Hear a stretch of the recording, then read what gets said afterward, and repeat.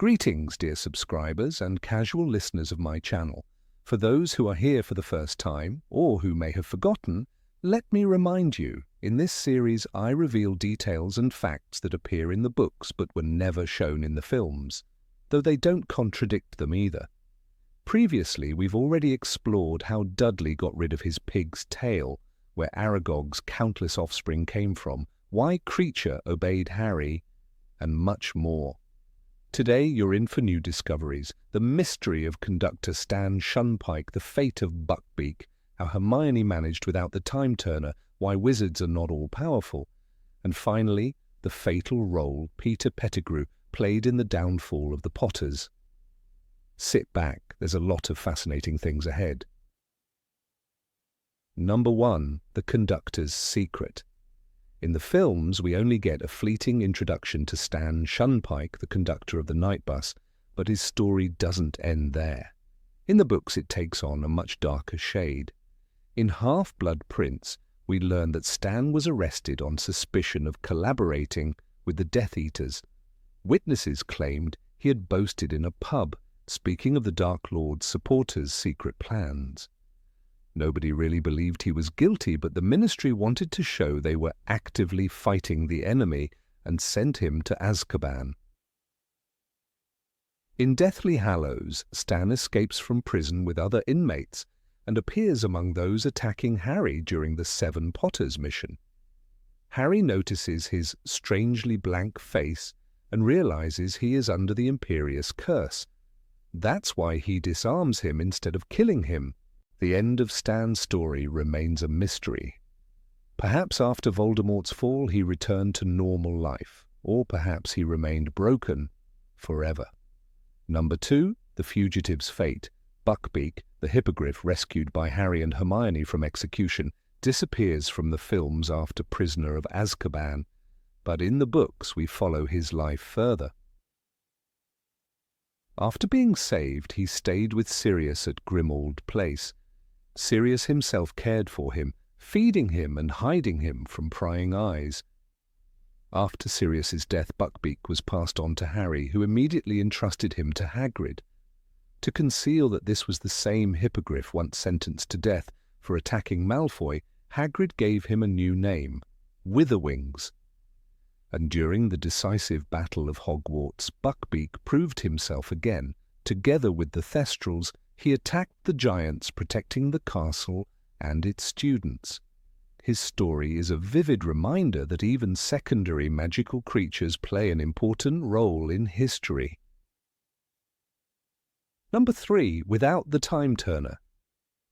In the films, we see Hermione using the time turner to be everywhere at once. But what happened later after the artifact was taken from her? The books explain that she simply dropped some classes.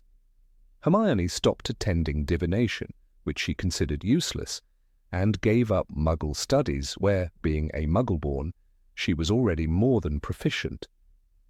This freed her from overload and returned her to a normal schedule. Even so, she admitted that the year with the time turner had nearly driven her insane. Number 4. Limitations of wizards. The wizarding world may seem all-powerful, but in J.K. Rowling's books she emphasizes again and again wizards face strict limitations. Some injuries are irreversible. George's ear could never be restored, and Lockhart never regained his memory. Moreover, Hermione mentions in Deathly Hallows Gamp's law of elemental transfiguration, which defines exceptions. Only one is confirmed. Food cannot be created out of nothing. It can be increased in quantity, summoned or transported, but never conjured from scratch. That's why even the Room of Requirement couldn't provide food for the Resistance. These restrictions remind us, even in the magical world, there are rules that cannot be broken. Number 5. The Rat's Betrayal. And finally, the greatest secret that shaped Harry's destiny. In the films, for a long time we're led to believe Sirius Black was the traitor, but the truth turned out to be very different. In the books, it is revealed that Peter Pettigrew, Ron's pet rat, was the true secret keeper of the Potters. The plan was for Sirius to act as a decoy, while Peter, to be the unnoticed one, held the secret. But Pettigrew had long been in Voldemort's service and immediately revealed the Potter's location. That decision proved fatal. Lily and James died, Sirius was thrown into Azkaban without trial, and Peter hid for years under the guise of a rat. One treacherous choice destroyed many lives and became the starting point of the entire story. Number 6. The Secret of Dumbledore's Wand. The Elder Wand's loyalty did not belong to Voldemort. Its true master had been chosen long before the final battle. When Draco Malfoy disarmed Albus Dumbledore on the Astronomy Tower in Half-Blood Prince, the wand shifted its allegiance. Draco never held the Elder Wand in his hands, but magic does not care about appearances. The act of disarming was enough. Later, in Deathly Hallows, Harry snatched Draco's wand from him in Malfoy Manor. That victory, simple as it seemed, sealed the bond. So when Voldemort raised the Elder Wand against Harry in the Great Hall, the wand resisted. It recognized Harry as its rightful master. The Dark Lord never understood why his spells failed, why the killing curse rebounded. Rowling makes this clear. The wand will never, ever be truly yours unless you kill me. Voldemort mocked him, but the words proved true.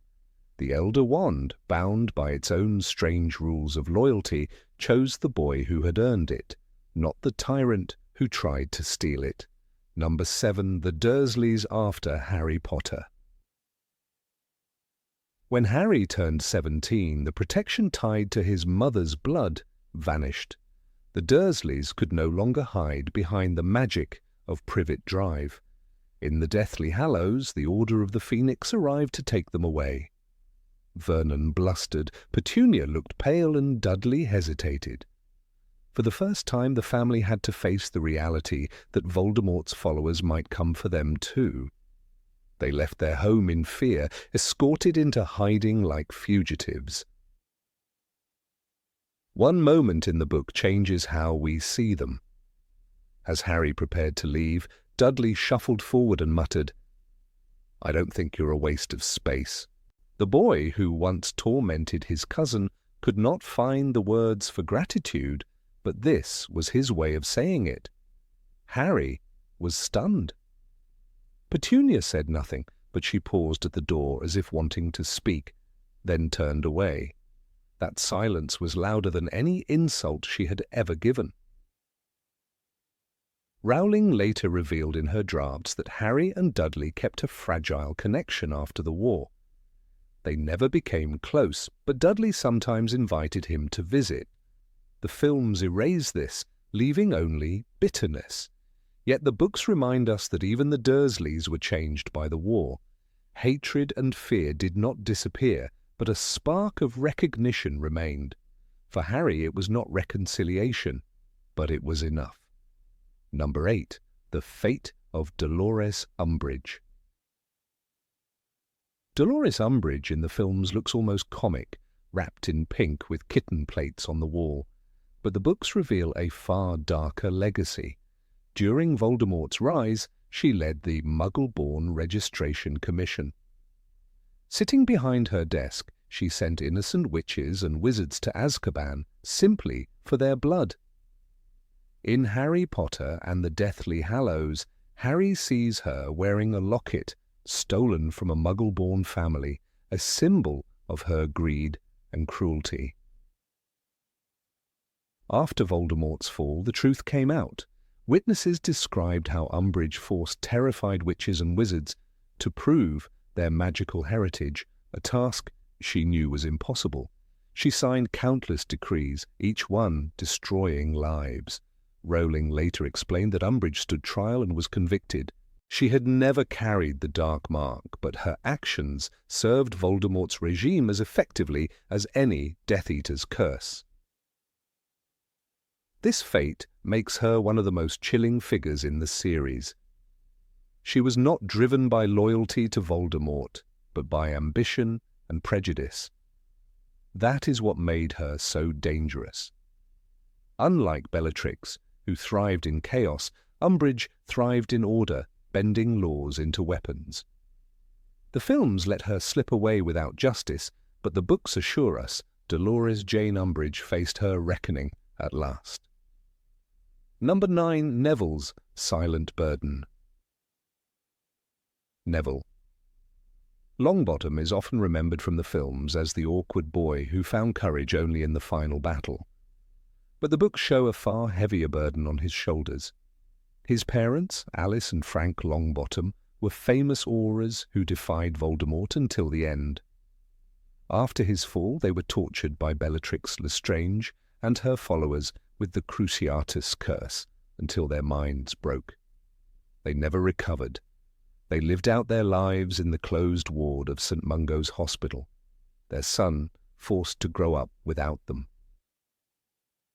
For Neville, visiting them was not a comfort. It was a reminder of what he had lost. In Harry Potter and the Order of the Phoenix, Harry accidentally walks in on Neville visiting his parents. Neville's mother shuffles over and presses a sweet wrapper into his hand. It is all she can give. Neville takes it and pockets it quietly. "Thanks, Mum," he whispers. The image is heartbreaking. To him, that piece of paper is more than trash. It is love in its only remaining form. This detail changes how we see his journey. His clumsiness, his insecurities, his struggles in class are not the signs of a weak character. They are the scars of a boy raised under the shadow of loss and expectation. The world compared him to his brilliant parents and found him lacking. But Neville carried on not with glory, but with persistence. That is what made his courage in the final book so profound. When he drew the sword of Gryffindor from the Sorting Hat and struck down Nagini, it was more than the killing of a snake. It was the end of a story that began with his parents' torture. Neville had avenged them in the truest sense.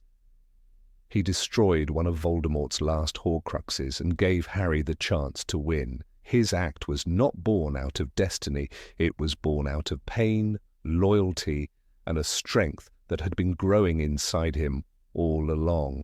Number 10, The Hidden Past of Albus Dumbledore. Albus Dumbledore is remembered on screen as the calm mentor, the wise old wizard who always knew the answer.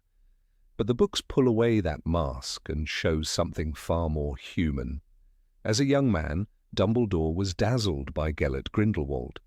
Together they dreamed of ruling over the wizarding and muggle worlds for the greater good. It was an idea that thrilled Albus because for the first time he saw power within his grasp. That dream ended in blood. When Albus, his brother Aberforth and Grindelwald clashed in a furious duel, Ariana Dumbledore was caught in the crossfire. She was killed. The guilt haunted Albus for the rest of his life.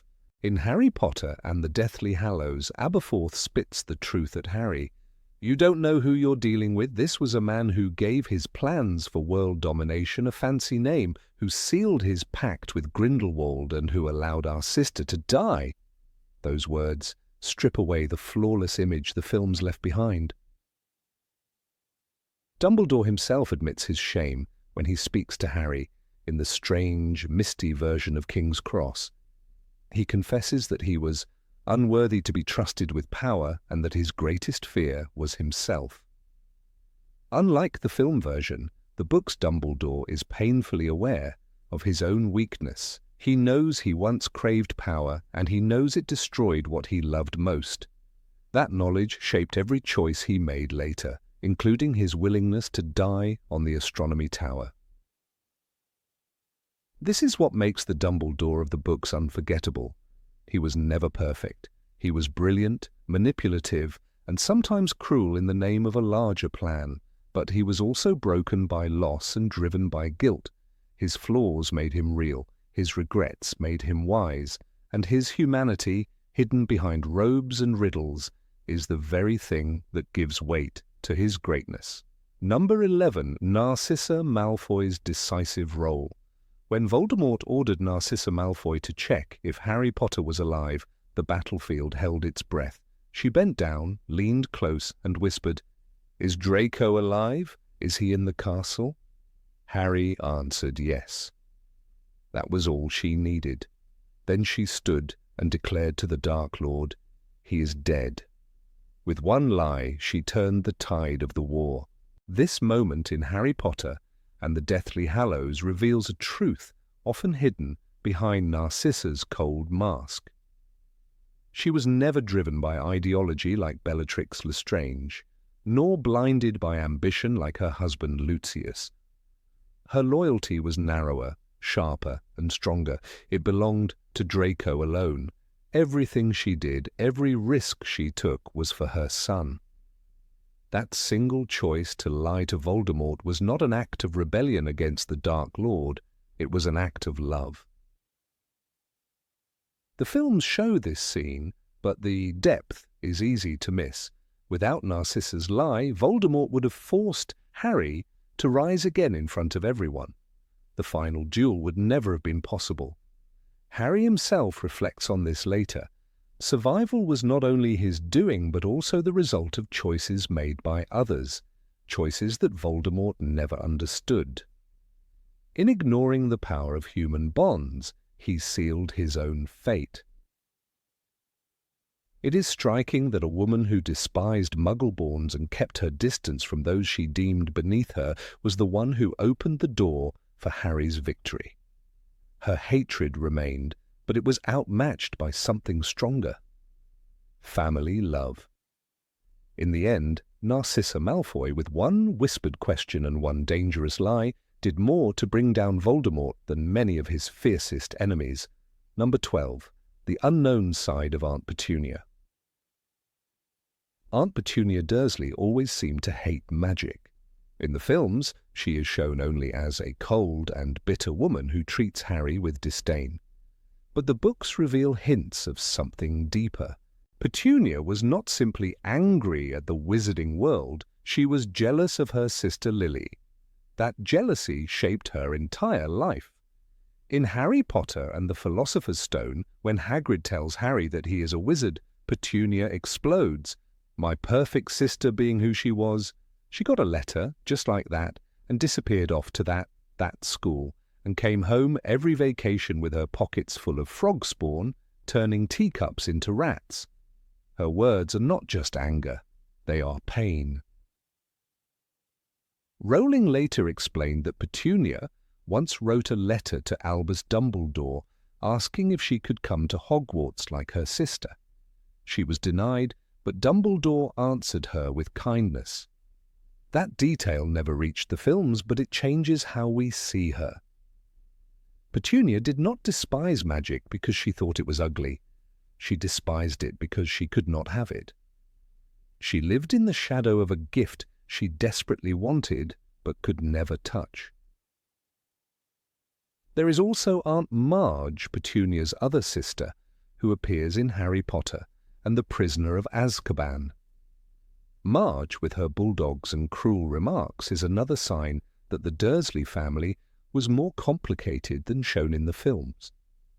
She calls Harry's parents a bad egg and sneers at his bloodline. Petunia never stops her. But this silence hides something. Perhaps Petunia was protecting her own shame. She had seen the world of magic. She had begged to enter it. She had been rejected. When Petunia sends Harry off in Deathly Hallows, she almost says something more. The line in the book reads, "She stopped and looked back."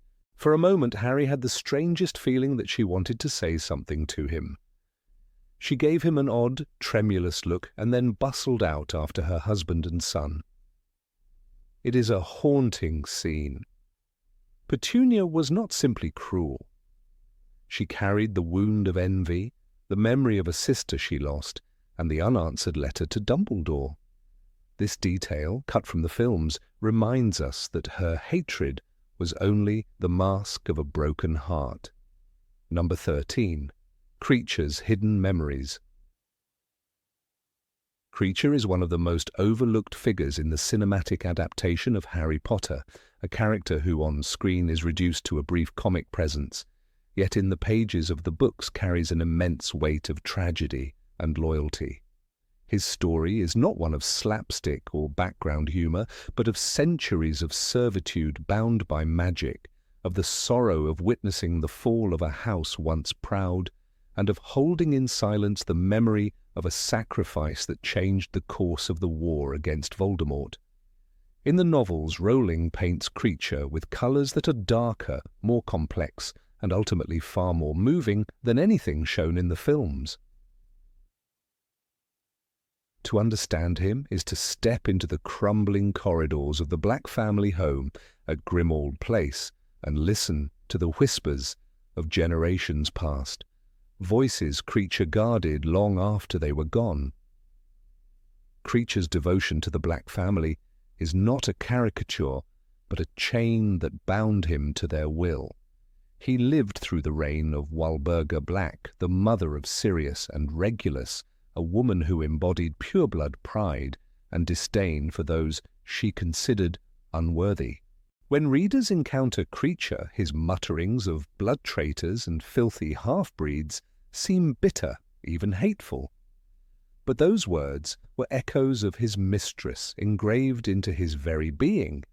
He was not simply a servant. He was the keeper of the house's ideology, the last remnant of its oppressive grandeur. This blind devotion made him difficult for Harry and his friends to trust, but it was also what allowed him to preserve truths no one else could reach. The films introduce Kreacher briefly in Order of the Phoenix, yet his role there is trimmed down to comic irritation, a grumbling elf to irritate Sirius and the others. The novels tell something entirely different. In Harry Potter and the Deathly Hallows, his memories become a turning point, a revelation that alters Harry's understanding of Voldemort's Horcruxes.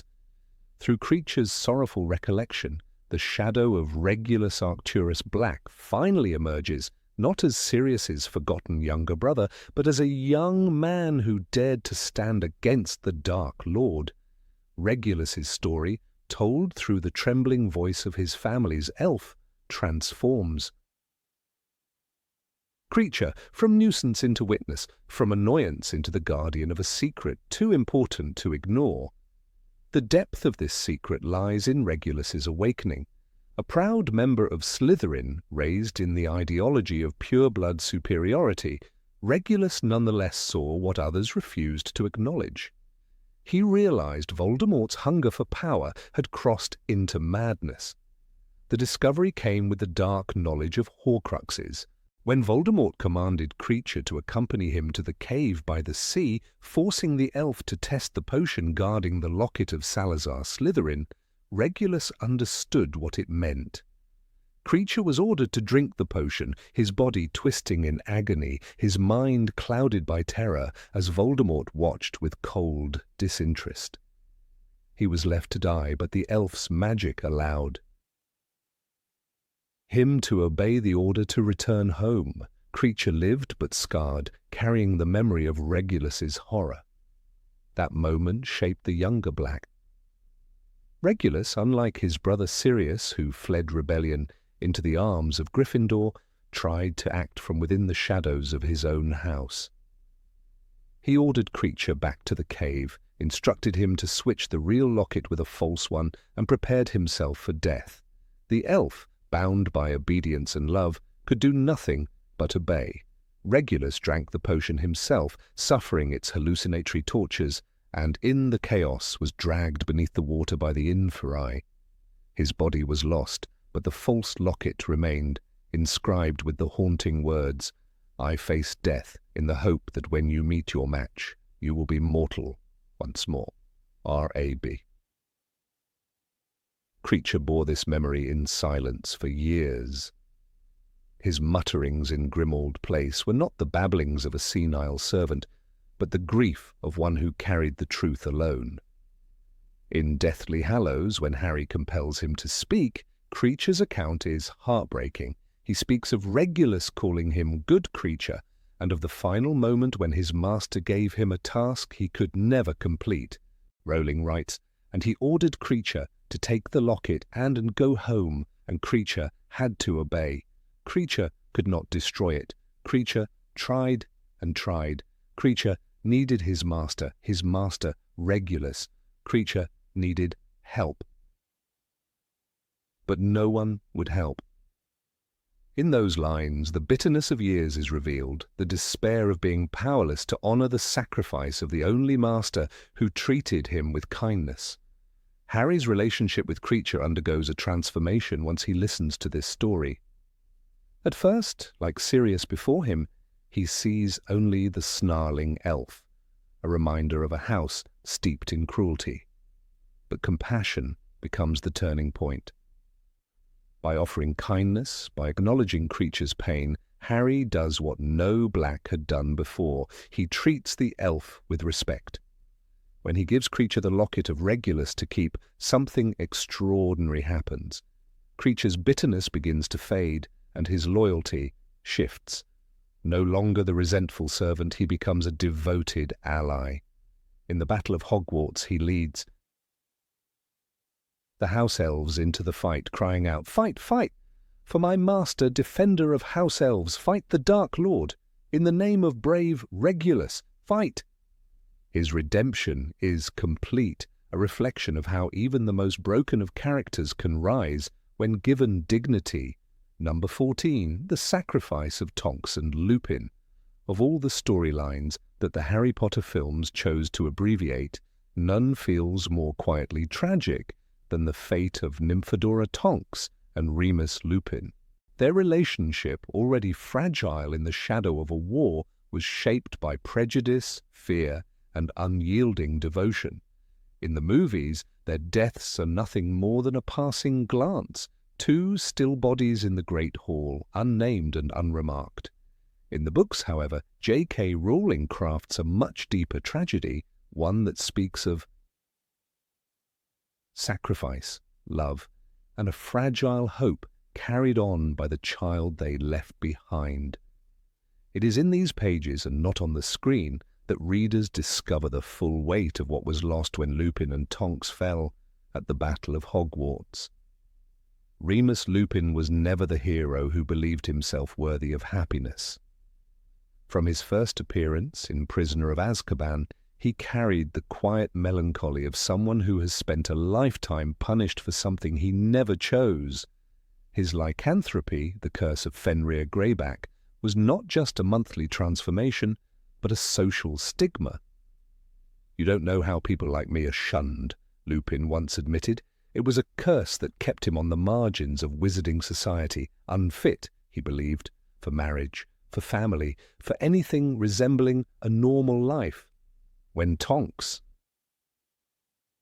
fell in love with him, he resisted her openly, convinced that his condition doomed her to misery if she followed her heart. Yet Tonks, stubborn and fierce, refused to be pushed away. The books linger on this tension. In Half-Blood Prince, Tonks's Patronus famously changes into the form of a wolf, reflecting her love for Lupin even as he tries to distance himself. It is an image filled with both tenderness and pain. Harry notices her sorrow, the way she seems diminished, and only later understands the reason. The films reduce her role to comic relief and a handful of brief appearances, but on the page, Tonks is a woman fighting not just Death Eaters, but also the man she loves, determined to prove that her choice is her own. Her defiance is clear in her words to Lupin. "It's the man I love." It was not his curse that defined him in her eyes, but the courage and loyalty that made him who he was. Their eventual marriage is not celebrated in the books with grandeur. It is quiet, almost secret, overshadowed by the war. Friends are surprised, and Lupin himself remains uneasy, haunted by the fear that he has cursed Tonks to a life of shame and danger. Yet in that small act, in their decision to be together despite everything, there is a defiance more profound than any battle. It is the choice to build something human in the midst of destruction. This thread, rich with nuance, is absent from the films, which never capture the quiet resilience of their bond. On screen, the audience is told they are married, but never shown the struggle that makes their union meaningful. That struggle reaches its most painful point in Deathly Hallows when Tonks becomes pregnant. Lupin's reaction is not joy but panic. He flees to Harry, desperate, ashamed, and full of fear. He believes he has doomed both his wife and his unborn child. The scene is one of the most striking in the entire series because it reveals Lupin's deepest wound, his belief that he does not deserve love or family. He begs Harry to let him join him on his dangerous mission, hoping to escape responsibility. But Harry, shocked and angry, rejects him. "I think you're a coward," Harry says, the words cutting Lupin more deeply than any curse. For a moment, Lupin is forced to confront himself, to face the truth that his fear cannot dictate his choices. It is this confrontation, not shown in the films, that gives meaning to Lupin's later courage. Tonks, in contrast, embraces the child from the beginning. Her determination is steady and fierce, an anchor for Lupin's turmoil. Together they name their son Edward Remus Lupin, Teddy for short. His birth is not described in detail, but its presence in the book radiates hope amid despair. Harry later learns that he is Teddy's godfather, and in a brief but powerful scene, Lupin entrusts him with the promise of protection. "Would you be godfather to our son?" Lupin asks, and Harry agrees without hesitation. In that moment, the torch of responsibility and love passes to the boy who once grew up without parents, ensuring that Teddy would not face the same loneliness. This promise, glowing with quiet power, never appears in the films, robbing viewers of one of the most poignant legacies in the story. The battle that claims Lupin and Tonks is swift and merciless. Rowling does not linger on their deaths. She shows them through Harry's eyes as he enters the great hall and sees their bodies lying together. Lupin, his face peaceful, as though he was sleeping. Beside him, his young wife, pale and still beneath her dark hair. There is no last stand shown on the page, no dramatic farewell. The tragedy lies in the simplicity of their stillness, the silence of two voices that had fought so hard to be heard. They leave behind not only a child, but also the promise of a future cut short. The films mirror this scene briefly, but without the context of their journey, it feels hollow, a detail rather than a heartbreak. Number 15, The Disappearance of Fawkes. Fawkes, the phoenix of Albus Dumbledore, was not simply a magical pet or a decorative companion perched in the headmaster's office. His presence in Harry Potter's journey was deeply symbolic and powerful, though the films chose to diminish his importance, focusing only on brief appearances. In the second book, Harry Potter and the Chamber of Secrets, Fawkes arrives at the darkest possible moment, when Harry is alone, poisoned, and facing certain death beneath the school. The phoenix blinds the basilisk by clawing out its eyes, taking away the creature's most deadly weapon, and then heals Harry with tears after he is bitten. This act alone saved Harry's life and turned the tide of the duel. In the film, this miraculous intervention is shown, but the depth of its meaning is left unexplored. In the book, Harry realizes that no ordinary creature could have done this, and J.K. Rowling stresses the connection between Dumbledore's bond with Fawkes and the loyalty that Harry displayed toward the headmaster. Dumbledore later explains, "You must have shown me real loyalty down in the chamber. Nothing but that could have called Fawkes to you." This moment encapsulates the idea that Fawkes embodies loyalty, healing, and protection, qualities that were at the very heart of Dumbledore himself. The filmmakers treated Fawkes's role as a convenient plot device necessary to explain how Harry survived the basilisk's venom. But the novel gives Fawkes' intervention a mythic weight. His tears represent not just healing, but the idea that even in despair and poison, renewal is possible. When Fawkes descends into the chamber, the scene echoes a divine visitation, a creature of fire and rebirth arriving to protect a child destined for greatness. It is important that Harry did not call him consciously. Fawkes came because Harry's loyalty and faith in Dumbledore summoned him. This detail vanishes in the adaptation, stripping the Phoenix of his role as a symbol of faith rewarded. In a story that constantly weaves in the themes of belief, courage, and loyalty, this omission matters greatly. Later in the same scene, Fawkes delivers another crucial gift, the sorting hat, from which Harry draws the sword of Gryffindor. Without the Phoenix, Harry would not have had the weapon needed to slay the basilisk. It was Fawkes who carried the hat down into the chamber, not simply magic conjuring the sword out of thin air. Again, the symbolism runs deep in the book. Fawkes provides not only healing, but also the means to fight, bridging the gap between endurance and active resistance. Harry could endure the basilisk's venom because of Fawkes's tears, but he could also defeat the monster because of the sword brought to him. The bird embodied both mercy and strength, traits of the Gryffindor house itself. In the film adaptation, this double gift is brushed past, reduced to a fleeting visual, and the narrative weight of Fawkes's intervention is never fully articulated. The Phoenix's power did not end in the Chamber of Secrets. In the books, Rowling plants subtle reminders of his presence throughout Harry's journey. His song is heard at crucial moments, carrying an almost spiritual significance. In Harry Potter and the Order of the Phoenix, when Harry and Voldemort's minds clash, Harry describes hearing a phoenix song that filled him with courage and strength.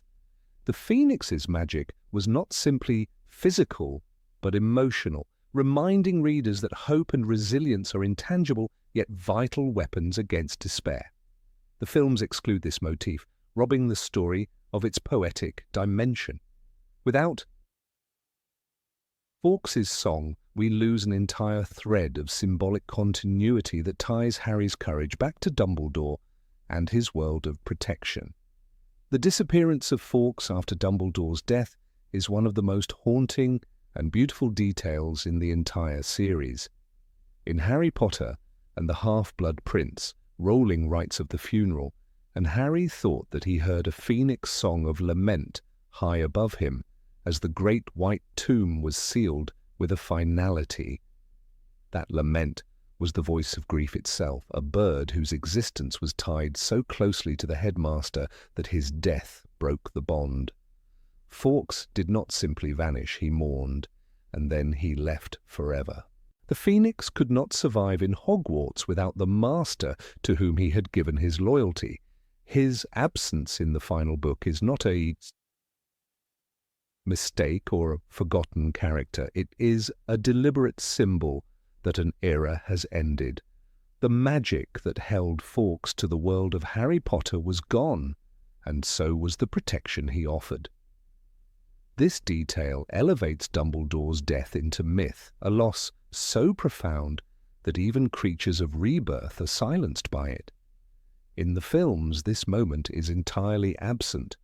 We see Dumbledore's body, the wands raised in tribute, the sadness of the students, but no song of lament fills the air. The symbolic layer of grief, which Rowling carefully wove into the novel, is gone. The omission matters because Fawkes' lament transformed the scene from a human funeral into something that resonated across species, a sorrow that nature itself acknowledged. Without it, the cinematic version reduces Dumbledore's death to a purely human tragedy, failing to capture the magnitude of his departure. Number 16. Hermione's parents in exile. The figure of Hermione Granger has always been tied to intellect, bravery, and fierce loyalty. Yet hidden behind her public heroism lies one of the most heartbreaking personal sacrifices in the entire saga, the fate of her parents, two ordinary Muggle dentists, Mr. and Mrs. Granger. The films allowed audiences only a fleeting glimpse into this chapter, reducing it to a brief scene in which she wipes their memories before leaving for the Horcrux hunt. The books, however, dive deeper into the gravity of that act. They reveal that Hermione did not merely erase memories, she reshaped her parents' entire identities. She gave them new names, Wendell and Monica Wilkins, and implanted a desire to move to Australia. In that moment, the studious girl who once corrected Ron's pronunciation of Wingardium Leviosa committed a devastating act of severance. It was not cold calculation, but desperate love. J.K. Rowling makes this scene particularly haunting by showing the details of what Hermione did to ensure their safety. She was not content with a simple obliviate, which often results in broken, fragmented minds like we saw with Bertha Jorkins. Instead, Hermione performed a complex charm that not only suppressed memories, but rewrote the very story her parents told themselves about their lives. In Deathly Hallows, she describes it with chilling clarity.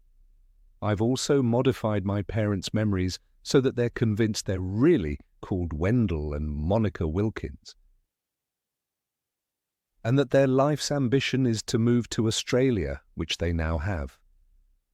These words do not read like the boast of a witch proud of her spellcraft. They carry the heavy tone of someone who knows she might never see her family again. The contrast between the films and the books is sharp. In David Yates's adaptation, the camera shows a few silent seconds as Hermione whispers, "Obliviate," and family photographs fade from the mantle. It is poignant, but shallow.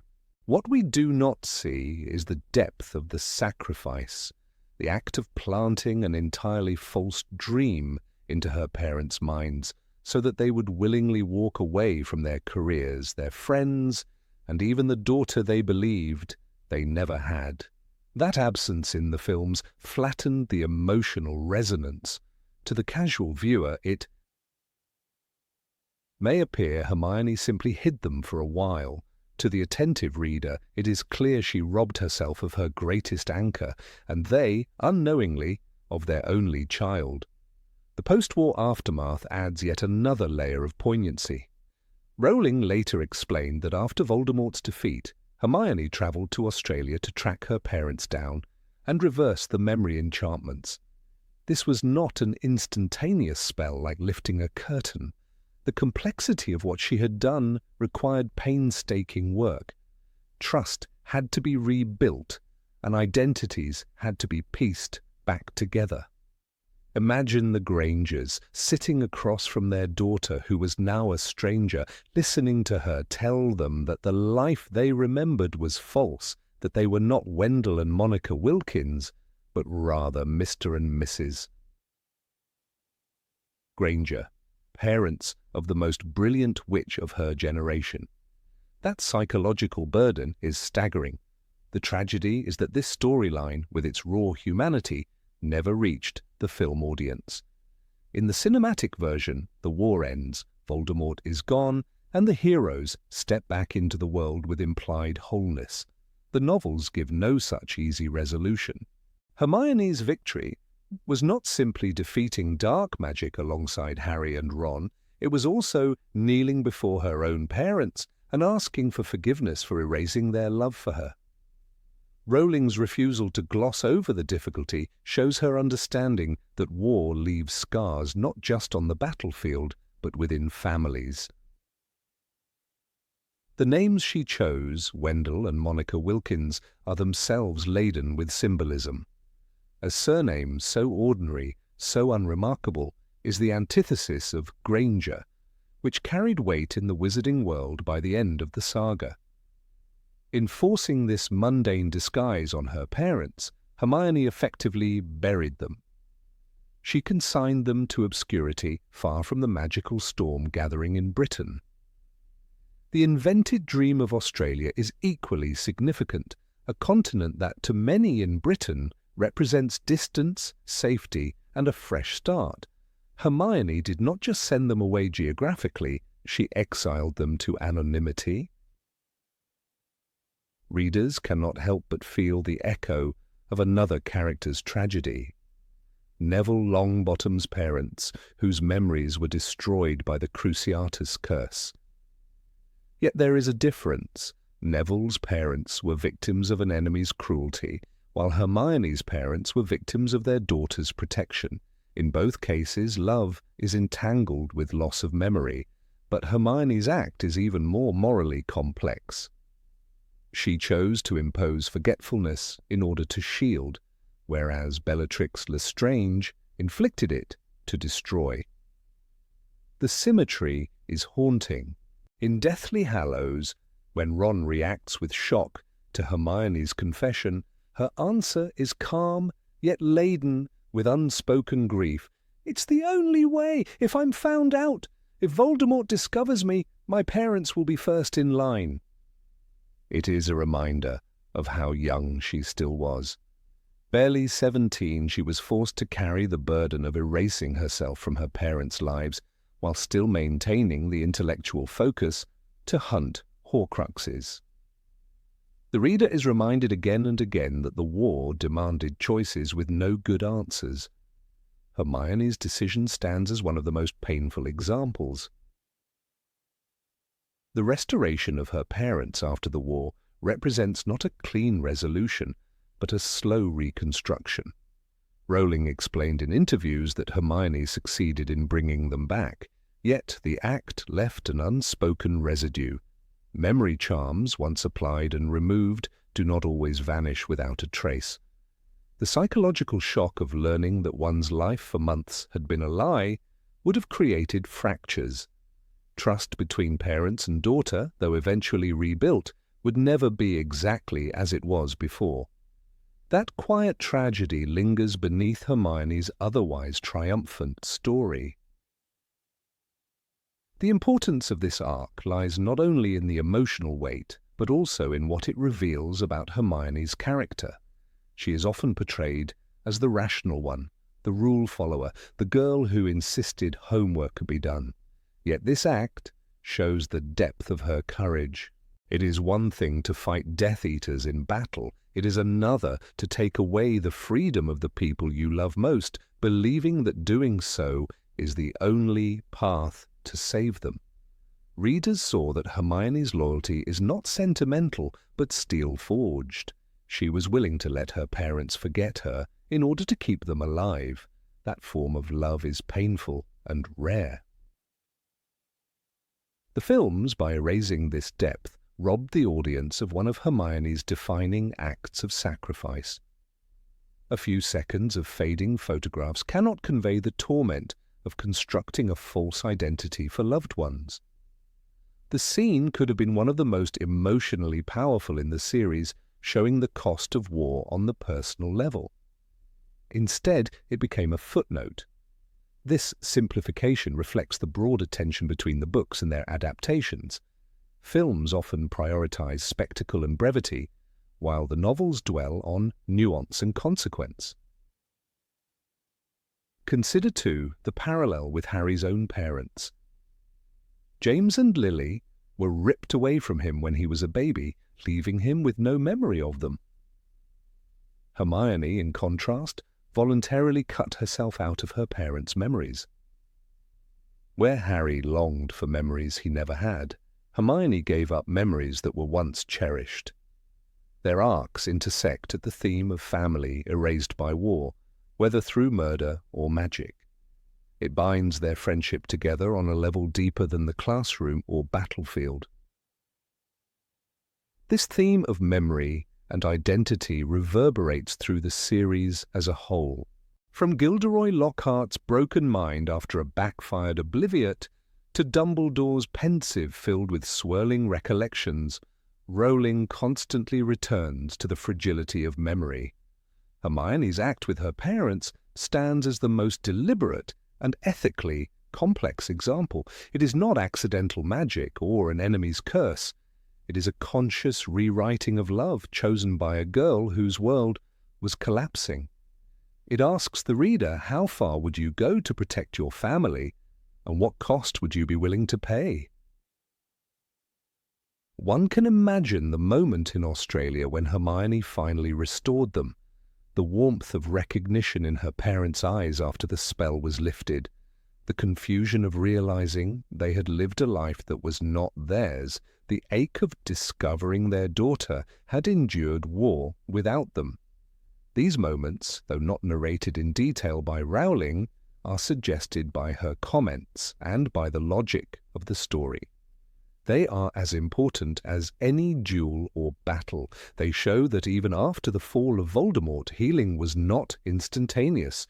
The war demanded reconciliation not just with enemies, but with family. The story of Wendell and Monica Wilkins, the false names forced upon two innocent muggles, remains one of the most haunting omissions from the films. It is a reminder that sometimes the most powerful magic is not in the fireworks of a duel, but in the quiet devastation of a memory charm whispered by a daughter who knew she might never return home. For those who read the books, this detail deepened the tragedy and triumph of Hermione Granger. For those who only watched the films, it is a secret left untold, a story hovering in the shadows of the wizarding world.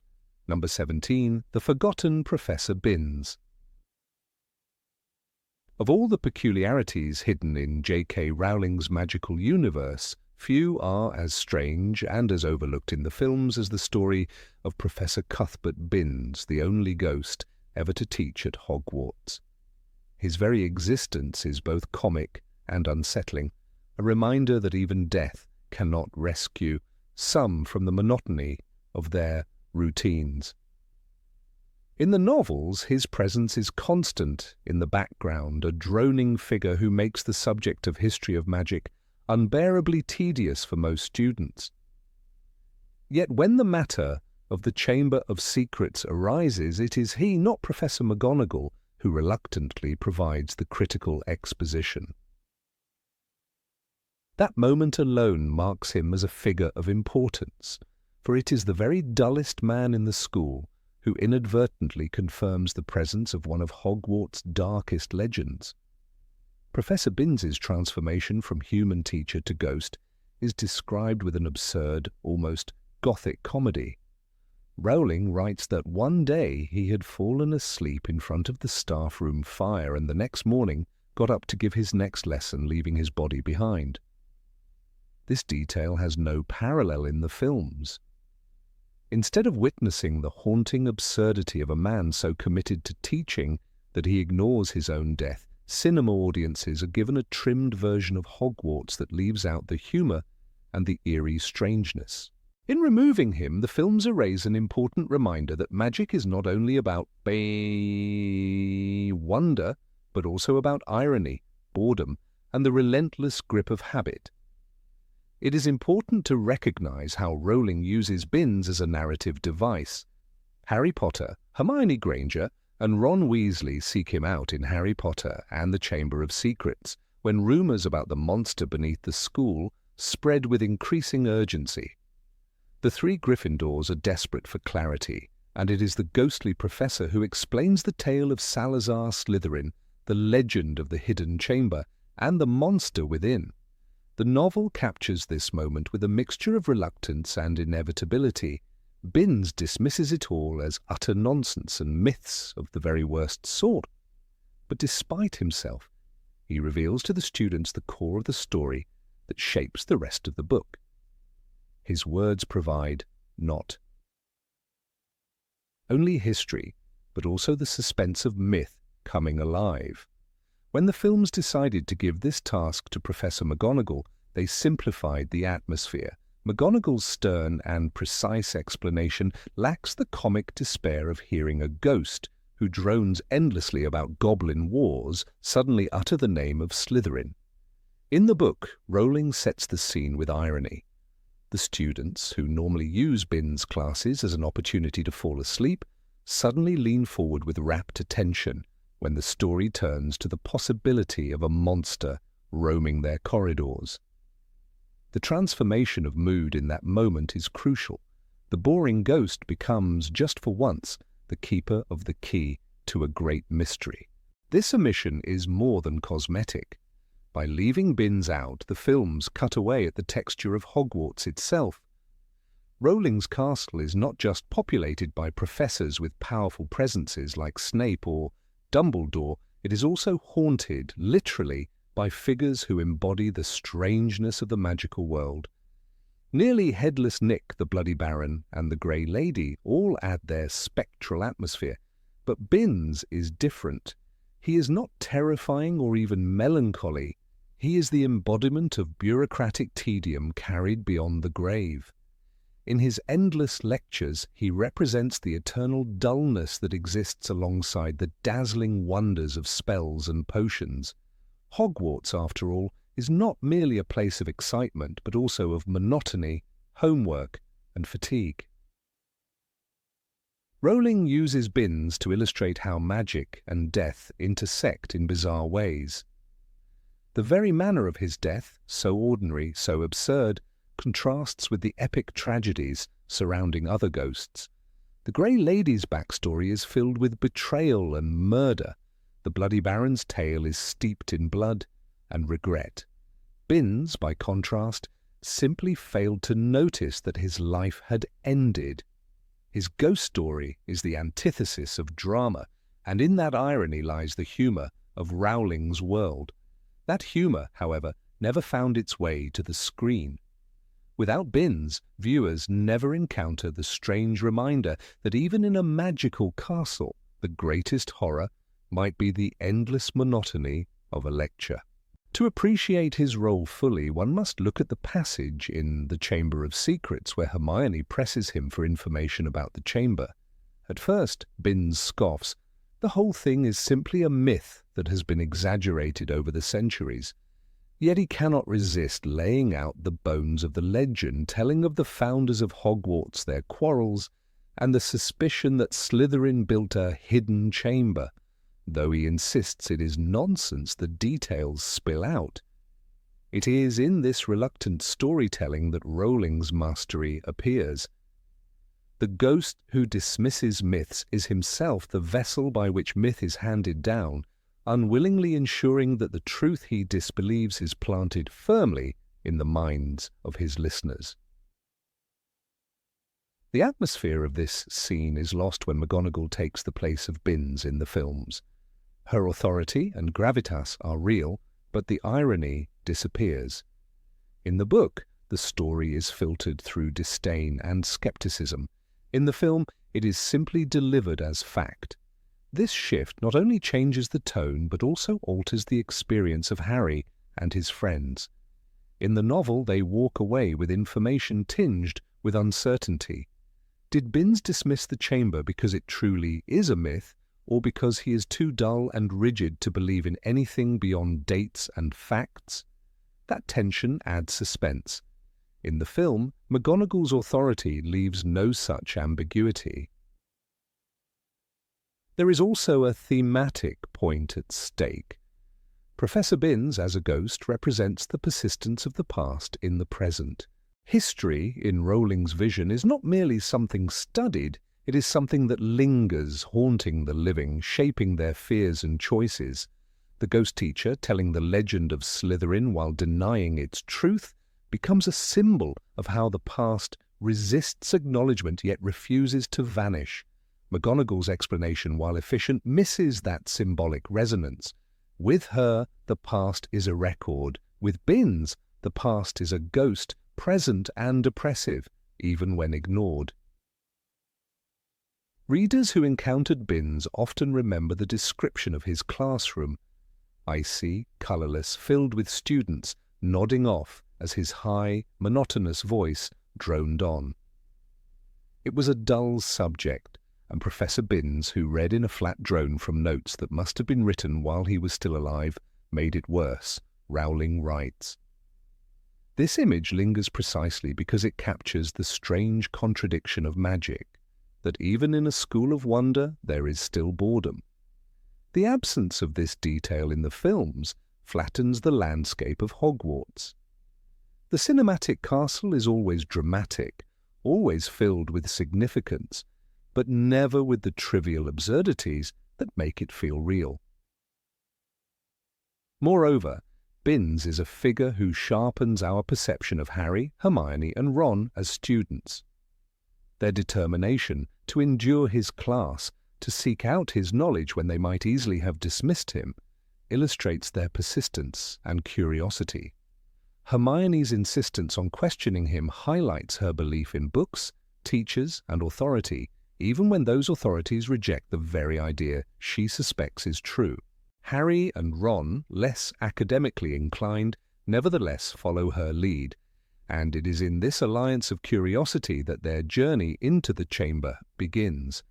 Without Binns, the films lose this small but telling act of bravery, the choice to look for answers in the least promising of places. The legend of the Chamber of Secrets itself also gains texture from Binns's recounting. Because he calls it nonsense, his words force the reader to hold two possibilities at once, that the danger is imaginary or that the old ghost is blind to truth. This uncertainty builds the suspense that Rowling carefully weaves into the book.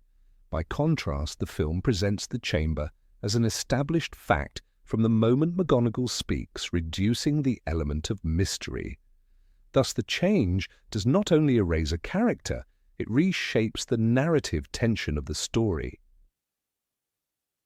One cannot overlook the dark humour in the idea that Binns, who failed to notice his own death, is the chosen messenger for a story about a hidden chamber that many also refuse to believe in.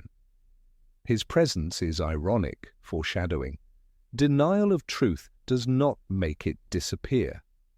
Just as Binns's denial of death did not prevent him from becoming a ghost, his denial of the chamber cannot erase its existence. This layer of irony is quintessential Rowling, blending humour, myth, and theme into one figure. The films, by excluding him, cut out this subtle but powerful thread. In the end, Professor Binns is more than a background curiosity.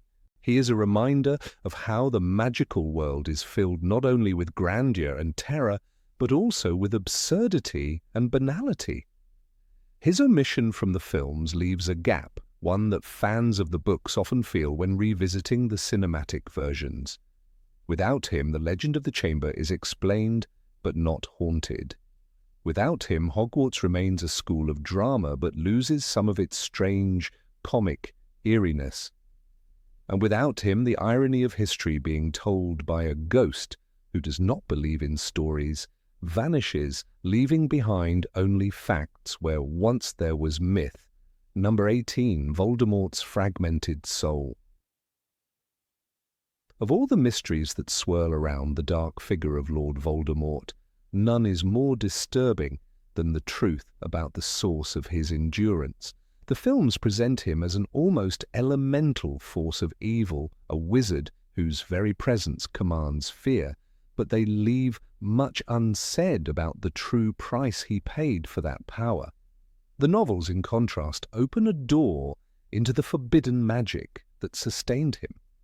When Dumbledore explains to Harry in Half-Blood Prince that Tom Riddle went further than any dark wizard before him in mutilating his soul, we begin to understand that Voldemort's most terrifying weapon was not his wand, but the corruption of his very essence. The visual horror of his snake-like face in the films becomes far more chilling when paired with the knowledge that this was not merely the result of dark experiments, but the visible proof that he had wrenched his soul apart beyond recognition. The act of creating a Horcrux is portrayed in whispers and shadows throughout the series, but the books give it a dreadful solidity. Slughorn's memory, the one that young Tom Riddle so desperately wished to conceal, reveals the forbidden question. What would happen if one made, say, 6 Horcruxes? Slughorn's horrified reaction underscores the enormity of that suggestion. Here lies the hidden strength of Voldemort, not in brute magical might, but in daring to pursue a line of magic so appalling that even the darkest wizards of history recoiled from it. The films hint at this but never make it explicit. To the casual viewer, Voldemort simply appears more evil, more ruthless, more willing to kill. Yet the books explain that what set him apart was not only his cruelty, but his willingness to tear his soul into more pieces than anyone thought possible. The danger of this practice was not simply moral, but physical and metaphysical. Rowling describes in Deathly Hallows how Voldemort's soul was so damaged that it could no longer remain whole within his body. That was why, when Harry encounters the pitiful, flayed, childlike form at King's Cross, after being struck by the killing curse, Dumbledore identifies it as the fragment of Voldemort's soul, twisted beyond repair. The novels insist that this distortion was not symbolic, but literal. His pursuit of immortality was not elegant, not graceful, not a triumph of wisdom, but a descent into madness. The physical deformity of his face, the slit nostrils, the pallid skin, was the outward mark of his mutilated soul. The films show the image but never explain that this is why he looked so inhuman. Without the context of the books, one might assume it was merely cosmetic evil. In truth, it was the natural consequence of becoming less than human. The comparison with other dark wizards makes his achievement even more grotesque.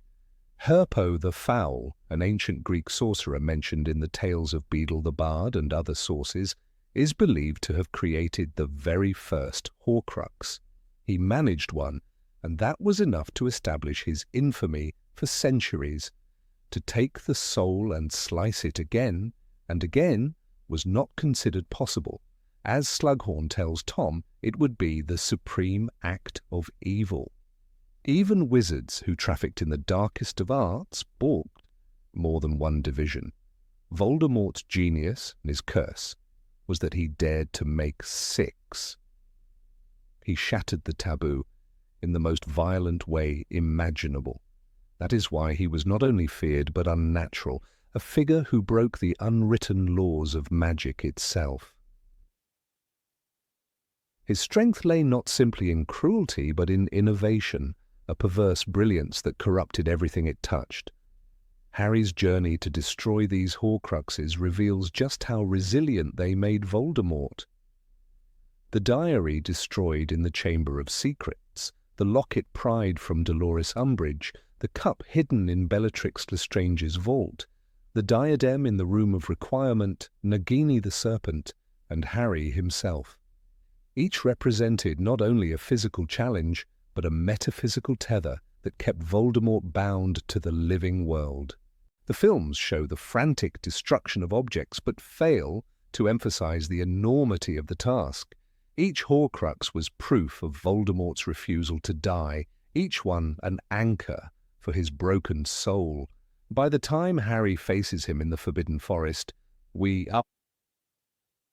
understand through the books that Voldemort has so scattered himself that death itself has lost its grip on him. This was his hidden power, not invincibility in battle, but the deliberate scattering of his own identity across objects, creatures, and even other people. The price for this strategy is narrated most starkly by Dumbledore in Half-Blood Prince. He was in no way a man, he was less than the meanest ghost, the least flit of memory. This passage explains that Voldemort's power was a paradox. By making himself immortal, he had also made himself incomplete. He could not die, but neither could he live fully. His return in Goblet of Fire, through bone, flesh, and blood, demonstrates this vividly. When he steps out of the cauldron, the films present him as reborn, sleek, and strong. The book, however, emphasizes the grotesque elements: waxy skin, red eyes, and a high-pitched voice. This is not the body of a man restored, but a shell barely able to contain what remains of his spirit. His appearance is the evidence of his mutilation. That the films never clarify this leaves a gap in understanding the true nature of his horror. Voldemort's followers, the Death Eaters, believed in his power because they saw only the strength. Bellatrix Lestrange worshipped him almost as a god, while others, like Lucius Malfoy, followed out of fear. Yet none of them grasped the extent of the corruption he had inflicted upon himself. They believed they served a master destined to rule forever. In reality, they served a being who had already surrendered his humanity. The novels subtly hint that even his most loyal followers were uneasy with his form. Wormtail shivers when tending to the infant-like body in Goblet of Fire. Narcissa Malfoy hesitates in his presence. These details underscore that Voldemort's aura of terror was not simply from power, but from the uncanny impression that he was no longer one of them. The destruction of the diary in Chamber of Secrets is one of the clearest examples of this hidden power. Harry does not yet know what the diary represents, but when he plunges the basilisk fang into it, the ink gushes out like blood, and the image of young Tom Riddle vanishes. The films dramatize this, but the book emphasizes the deeper truth. Harry has destroyed a piece of Voldemort's soul. That is why the diary had such potency, able to possess Ginny Weasley and manipulate her into opening the chamber. It was not a simple cursed object, but a living remnant of Voldemort himself. That living quality is what made his Horcruxes so dangerous. The diary could think, reason, and act independently because it was more than a memory. It was a fragment of life. The effect on Harry himself is another critical example. When Voldemort's killing curse rebounded on that fateful night in Godric's Hollow, a piece of his soul latched onto the only living being left in the house, the infant Harry. This unintentional Horcrux made Harry both a target and a mirror of Voldemort. He could speak Parseltongue, feel Voldemort's emotions, and even glimpse into his mind. The films mention this as a strange connection, but the books make it clear. Harry carried a piece of Voldemort within him. This was not simply symbolic, but literal, a piece of corrupted soul clinging to life in another host. That detail is essential to understanding why Harry's final sacrifice works. When Voldemort strikes him in the forest, it is the Horcrux inside Harry that dies, not Harry himself. Without this explanation, the viewer misses the depth of the magical symmetry. The grotesque irony is that Voldemort's hidden strength was also his greatest weakness. By splitting his soul so many times, he gave his enemies multiple chances to defeat him. Each Horcrux was a secret that, once uncovered, unraveled his immortality.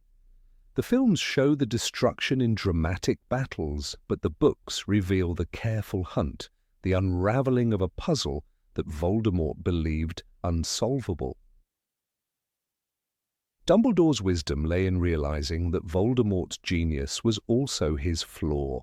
He could not imagine anyone piecing together his secret, and so he left clues that Harry and his friends were able to follow. The destruction of the Horcruxes was not just an act of violence, but an act of understanding. To defeat Voldemort was to understand him, to expose the truth he had hidden even from his followers. In the climactic confrontation at Hogwarts, Voldemort's spells clash with Harry's, but the true victory lies not in wand work, but in knowledge. Harry understands why Voldemort has already lost. He knows the Elder Wand will not serve its master, and he knows that Voldemort has mutilated himself beyond repair. When the final curse rebounds, the man who believed himself immortal dies a mortal death. The books emphasize the ordinariness of his body as it falls with a mundane finality. This is the ultimate revelation of his hidden strength. It was never real strength. It was a fragile illusion built on fragments of soul, a scaffolding of horror that collapsed once exposed. The tragedy of Voldemort is that his power was both unparalleled and empty. He achieved what no one else dared, creating 6 Horcruxes, but in doing so he destroyed the very thing he sought to preserve, himself. His strength lay in the terror of others, the refusal of anyone to speak his name, the illusion of invincibility. Yet the books show us the man behind the mask, Tom Riddle, the boy who feared death above all else, who carved himself into pieces in a vain attempt to escape it. This is the hidden truth that the films leave unsaid. His face, so inhuman, was not a random effect of dark magic. It was the portrait of a soul so divided it could no longer appear human. To read the books after seeing the films is to realize how much is left beneath the surface. The snake-like visage of Voldemort, the shrieks of his voice, the terror of his presence.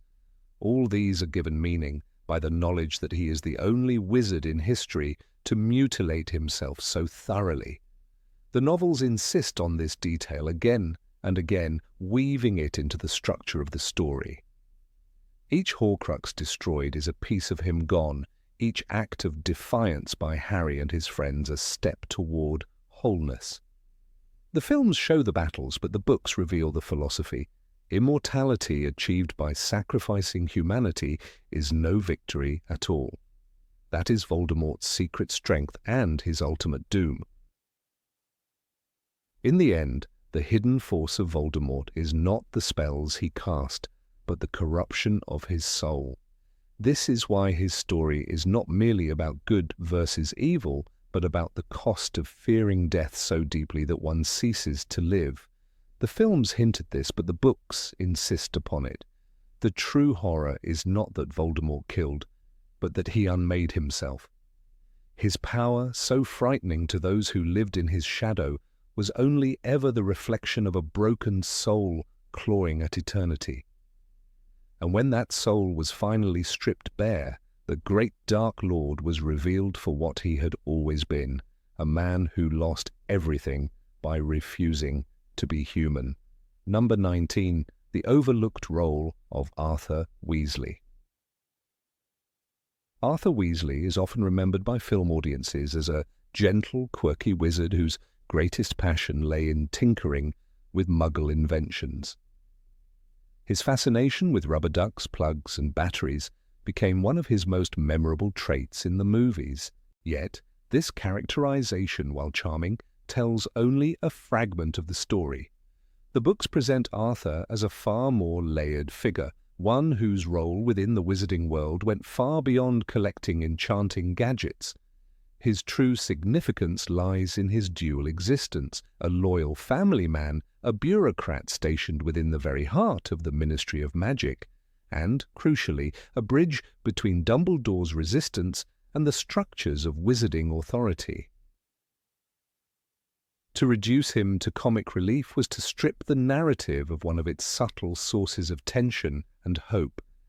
In J.K. Rowling's writing, Arthur Weasley emerges as one of the most practical and indispensable members of the Order of the Phoenix. His ministry position within the misuse of Muggle artifact office, though mocked by many as lowly, placed him in a unique vantage point. He understood how bureaucracy functioned, how memos circulated, and how whispers of Voldemort's growing influence reached the corridors of power. Readers were told Arthur Weasley had always been one of Dumbledore's staunchest supporters at the Ministry.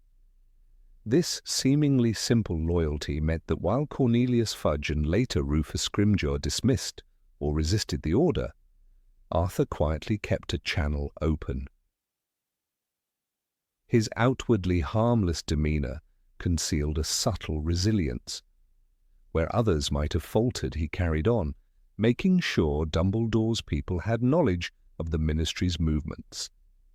This duality, official servant and underground ally, explains why Arthur's presence is so vital in the books. He was not a mere background character, he was a lifeline. Consider the events surrounding the prophecy in the Department of Mysteries. Arthur's assignment to guard the department during Voldemort's renewed rise was not random. It was a calculated placement, showing that Dumbledore trusted him with tasks of utmost secrecy. When Harry's dream connected him to the serpent Nagini, it was Arthur who suffered the consequences. Rowling describes the attack vividly in Order of the Phoenix. It was as we were watching from high above the scene. Arthur Weasley was sprawled on the floor, and the snake was rearing up to strike again. The image is brutal, chilling, and deeply personal, because it reminded readers that even beloved father figures were not safe. This scene shifted the stakes of the narrative.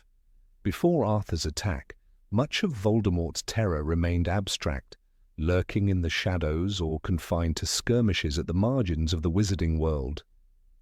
But the assault on Arthur was intimate. He was no reckless aura or anonymous victim. He was a kind-hearted man whose greatest crime was loyalty. His brush with death left readers shaken. When Harry later sat in Dumbledore's office, tortured by visions of the attack, he realized how close the Weasley family came to tragedy. The books make it clear that this was not filler drama, but a turning point. The attack underscored Voldemort's ability to strike at the very heart of Dumbledore's circle, and it illustrated Harry's vulnerability to manipulation. The omission of this moment in the films robs Arthur of his gravitas. The cinematic narrative, by choosing to focus on action sequences at the expense of layered character arcs, deprived audiences of the terror and weight this scene carried. For those who only watched the films, Arthur remains a benign father, funny and warm, but not particularly crucial. Yet in the novels, the attack is a constant reminder of the precariousness of safety. The Weasley family, often treated as comic relief in the films, is revealed in the books as bearing real costs in the war. Against Voldemort, Molly's fear, the children's anguish, and Harry's guilt combine to give that chapter its emotional density. Arthur's role as a conduit between the Ministry and the Order also meant he was an embodiment of quiet resistance. While others shouted, protested, or staged dramatic duels, Arthur resisted in a subtler, more dangerous way, by working within the system that was increasingly falling to corruption. His position required patience and caution. If he acted too openly, he risked his job and his ability to provide for his family. Yet he never surrendered his principles. His clashes with Lucius Malfoy, who sneered at his fascination with Muggles, were not only personal feuds but also political confrontations. Malfoy represented aristocratic prejudice and open sympathy. For the Dark Lord, Arthur, by contrast, defended equality, even when mocked for it. His values made him a quiet hero, not a clown. The film adaptations rarely touched on Arthur's ideological strength. Instead, they presented him as an endearing eccentric. While his fascination with Muggle inventions is indeed a core trait, in the books this interest is also political. His love for Muggle culture reflects his belief in inclusivity and curiosity, a direct challenge to the elitism that Voldemort's followers embraced. The line from the books, "Bless them, they can't even light a fire without matches," is not mere comedy. It reflects admiration, a willingness to see worth in a culture his peers often dismissed as inferior. This is why his role within the Order was so important. He was proof that resistance to Voldemort was not only fought on the battlefield, but also in the realm of values and principles. Arthur's survival after the Nagini attack also carried narrative weight. Rowling could easily have chosen to end his life there, sending shockwaves through Harry and the Weasleys. But his survival allowed for a different lesson. The war would scar, wound, and traumatize, but sometimes Resilience itself was a form of victory. He returned to his family battered but alive, and that resilience inspired readers. Molly's tearful relief, Harry's overwhelming guilt, and Dumbledore's calm assessment together constructed one of the most emotionally powerful passages of the series. By excluding this from the films, the directors lost a crucial reminder that survival in the wizarding war was not guaranteed, even for those we loved most. It is worth noting how this moment also impacted Harry personally. The vision that connected him to Nagini during the attack on Arthur was a reminder of the mental link he shared with Voldemort. Without this incident, the urgency of closing Harry's mind to the Dark Lord's influence would have been less dramatic. As Dumbledore later emphasized, occlumency was not merely an academic exercise, it was a matter of life and death. Arthur's near-death experience catalyzed Harry's need to take his training seriously. In stripping this from the films, the link between Arthur's fate and Harry's psychological journey becomes invisible. Thus, an entire layer of narrative urgency vanishes. The Weasley patriarch also symbolized something else, the vulnerability of the ordinary in times of war. He was not the chosen one, nor was he an aura with exceptional dueling skills. He was a man with a desk job and a large family, trying to balance duty with survival. When Nagini struck, the message was stark. War does not discriminate. It claims fathers, mothers, sons and daughters, not only warriors. This is why Arthur's story in the books resonates so strongly. He represents the cost paid by ordinary goodness in extraordinary times. His survival, far from softening the blow, reminds readers that death was avoided by a narrow margin, and that such luck could not always hold. The films attempted to compensate for this omission by amplifying other action moments, but none carried the same intimacy or shock. For readers, Arthur's attack served as a visceral wake-up call. For moviegoers, that moment never arrived. The absence altered the perception of Voldemort's menace, which in the films often appeared at a distance. The books, by contrast, dragged the threat into the Weasley living room, making it impossible to ignore. The choice to omit the scene sanitized the story, softening the edges of Rowling's darker message that no one, not even the kindest of men, was safe.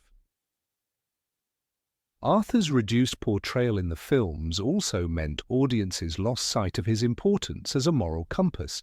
His simple, steady decency provided a foil to the arrogance of characters like Lucius Malfoy and the paranoia of Cornelius Fudge. In the books, his presence at the Burrow symbolized warmth and stability, even in times of chaos. When that stability was threatened, readers felt the tremor of insecurity.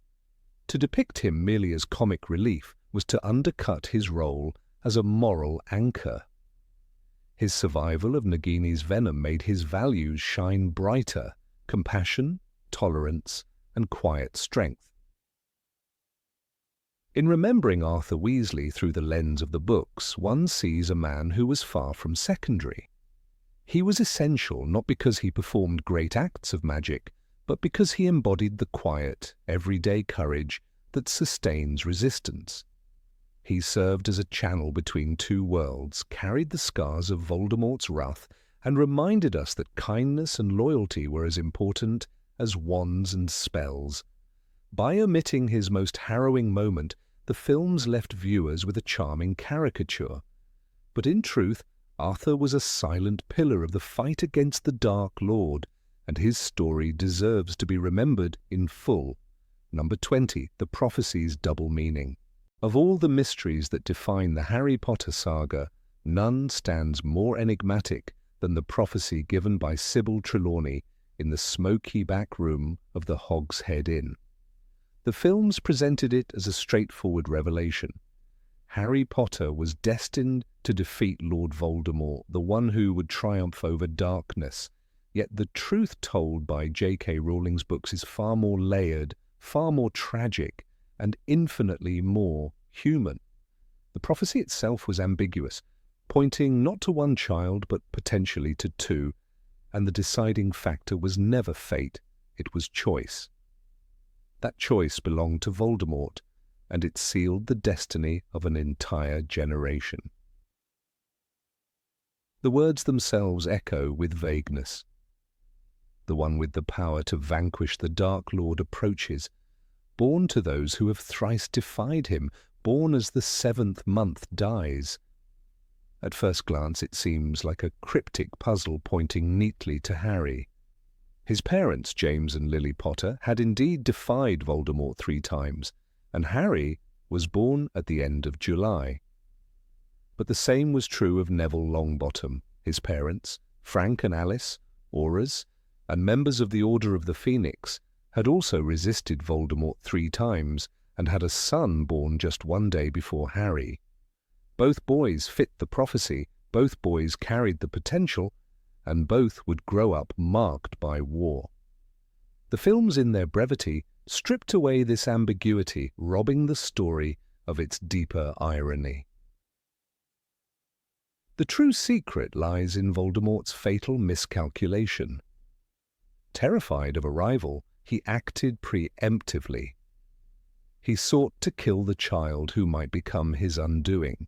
In that very act of violence, he gave the prophecy meaning. By choosing Harry as the target, Voldemort marked him as his equal, as Dumbledore explained, in Order of the Phoenix. The scar on Harry's forehead was more than a wound. It was a permanent inscription of destiny, written not by the stars, but by the hand of the Dark Lord himself. This irony that Voldemort created his own nemesis illustrates Rowling's theme that destiny is not a fixed path, but a consequence of human decisions. The alternative, had Voldemort chosen Neville, remains one of the most fascinating what-if scenarios in the series. Neville, the awkward shy boy who struggled with magic in his early years, might have been the chosen one. His parents, tortured into madness by Bellatrix Lestrange, left him with a legacy of resilience and grief no less profound than Harry's. Imagine a world where Voldemort attacked the Longbottoms' home, where Alice Longbottom's sacrifice left Neville alive but scarred, where Neville bore the weight of expectation. The prophecy never required Harry specifically. It required Voldemort to believe in a child's threat and act upon it. Thus, the fate of Wizarding Britain hinged on a villain's paranoia. Dumbledore, in his calm yet piercing manner, summarized this when he told Harry, "It was, I think, the most terrible mistake of Lord Voldemort's life that he did not know that there are other powers stronger by far than fear or ambition or a desire to prove himself." The old headmaster recognized that Voldemort's fear of death and his obsession with control left him blind. By striking Harry, Voldemort not only fulfilled part of the prophecy but also set in motion the one force he could never defeat, the unbreakable protection of Lily Potter's love. That too was a choice, hers, not foretold by any seer, not bound to any prophecy. The films often presented Harry as chosen by fate, a boy born with an unshakable destiny. But the books stress the opposite. Harry was chosen by Voldemort's decision, and his journey is defined by his own choices thereafter. He could have walked away, could have sought safety, could have fled. Yet time and again, Harry chose to step forward. He chose to enter the Chamber of Secrets to save Ginny Weasley. He chose to confront Quirrell in his first year, to fight in the Department of Mysteries for Sirius, and finally to walk into the Forbidden Forest to meet death on his own terms. His victories came not because he was the chosen one by birth, but because he acted with courage and love in the face of fear. Neville's arc serves as the narrative mirror, reinforcing this theme. Though not marked by Voldemort, Neville grew into a leader who embodied the prophecy's potential. His greatest moment came during the Battle of Hogwarts, when he drew the sword of Gryffindor and struck down Nagini, Voldemort's final Horcrux. In doing so, Neville demonstrated that he, too, had the power to vanquish the Dark Lord, albeit in a different form. Rowling crafted this symmetry deliberately. Harry and Neville were both possible fulfillments of the prophecy, and in the end, it required both to bring about Voldemort's downfall. The prophecy was never about inevitability, it was about possibility. The cruelty of prophecy lies in how it shapes lives, not by truth, but by perception. When Severus Snape overheard Trelawney's words and delivered them to Voldemort, he did not understand that he had triggered a chain of choices rather than a decree of fate. Voldemort's belief in the prophecy was enough to make it real. That is the haunting brilliance of Rowling's narrative. The prophecy would have meant nothing had Voldemort ignored it. It would have gathered dust in Dumbledore's office, an unfulfilled prediction, one of many in the annals of wizarding divination. But Voldemort's fear gave it life, his arrogance gave it form, and his violence gave it truth. This realization casts Trelawney's character in a new light. Often portrayed for comic relief with her sherry-soaked breath and misty pronouncements, she became the unwitting catalyst for Voldemort's greatest mistake. Her prophecy was incomplete, overheard only in part, and yet even half of her vision was enough to terrify the Dark Lord. In the book, Dumbledore clarifies this to Harry. Do you see? Voldemort himself created his own worst enemy, just as tyrants everywhere do. That statement transforms the prophecy from mystical fortune-telling into a parable about human folly. The story also reflects Rowling's recurring theme of free will versus determinism. Were Harry's choices ever truly free if Voldemort had already marked him? The answer lies in Harry's defiance. He chose not to mirror Voldemort's obsession with power. When confronted with the Elder Wand, Harry broke it and cast it away. That decision, more than any prophecy, defined his character. He understood that greatness was not bestowed but earned, not predicted but lived. Voldemort believed in inevitability. Harry believed in agency. That difference decided the war. Even the language of the prophecy underscores this ambiguity. Phrases like approaches and marked as his equal carry a fluidity, a vagueness that resists certainty. The prophecy does not declare who will win, only that one must fall at the hand of the other, for neither can live while the other survives. It is less a roadmap than a warning. Yet Voldemort, in his blindness, interpreted it as fate carved in stone. He ignored the possibility that prophecy was simply a mirror reflecting his own fears and choices, that blindness was his undoing. Rowling weaves this theme through smaller moments as well.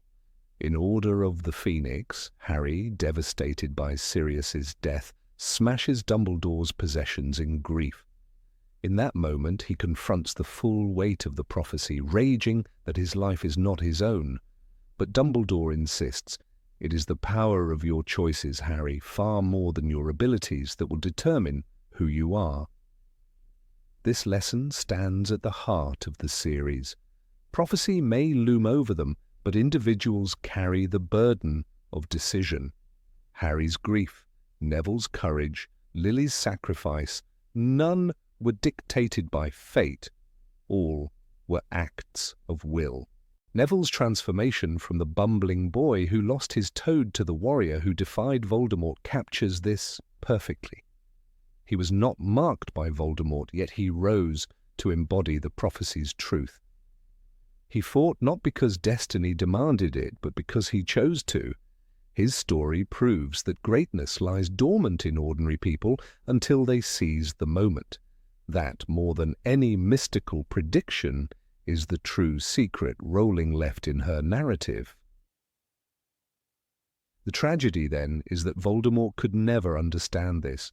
Obsessed with immortality, clinging to prophecy as though it gave him control, he became enslaved to it.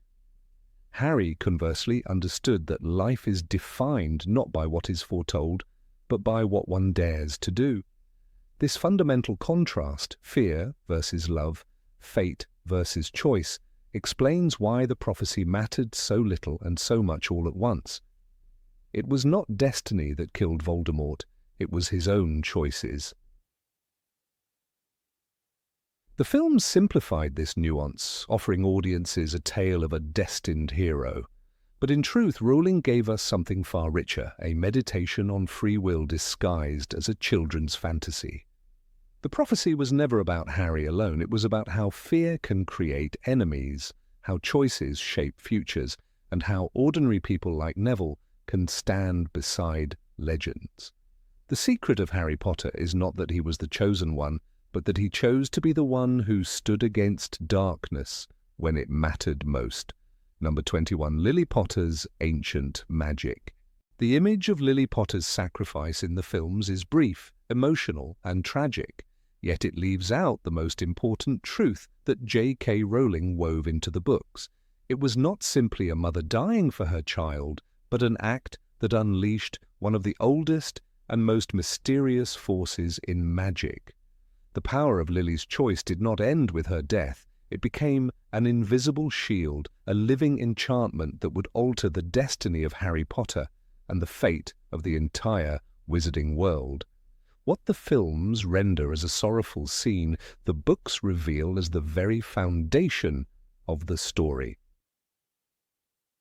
When Voldemort entered the nursery in Godric's Hollow, his intentions were cold and absolute. He raised his wand not only to kill James and Lily, but to destroy the child he believed destined to oppose him. James's death, though heroic, did not carry the same power, for he had no chance to shield his son. Lily, however, was offered a choice. Voldemort, in his arrogance, told her to step aside. She could have lived if she abandoned her child, but Lily refused, and in that refusal she invoked something ancient, a force more primal than any dark curse. As Dumbledore explains in Harry Potter and the Philosopher's Stone, if there is one thing Voldemort cannot understand, it is love. The books make it clear that Lily's death created magic stronger than Voldemort's killing curse. The curse rebounded because the child it struck was wrapped in the most unbreakable of protections, the will of a mother who chose death in her child's place. Rowling does not present this as abstract sentimentality. She gives it substance. When Professor Quirrell, possessed by Voldemort, tries to seize Harry in the underground chambers, he recoils in agony. Harry feels the contact burn his scar and watches as Quirrell's skin blisters. Quirrell rolled off him, his face blistering too, and then Harry knew Quirrell couldn't touch his skin, not without suffering terrible pain. This is not metaphor, but direct evidence. Lily's sacrifice transformed Harry's very flesh into a weapon against evil. The films shorten this moment, but in the book it is made unmistakable. Voldemort is powerless against what Lily left behind. The shield of sacrificial love is not a romantic notion, but a literal enchantment inscribed on Harry's body and soul.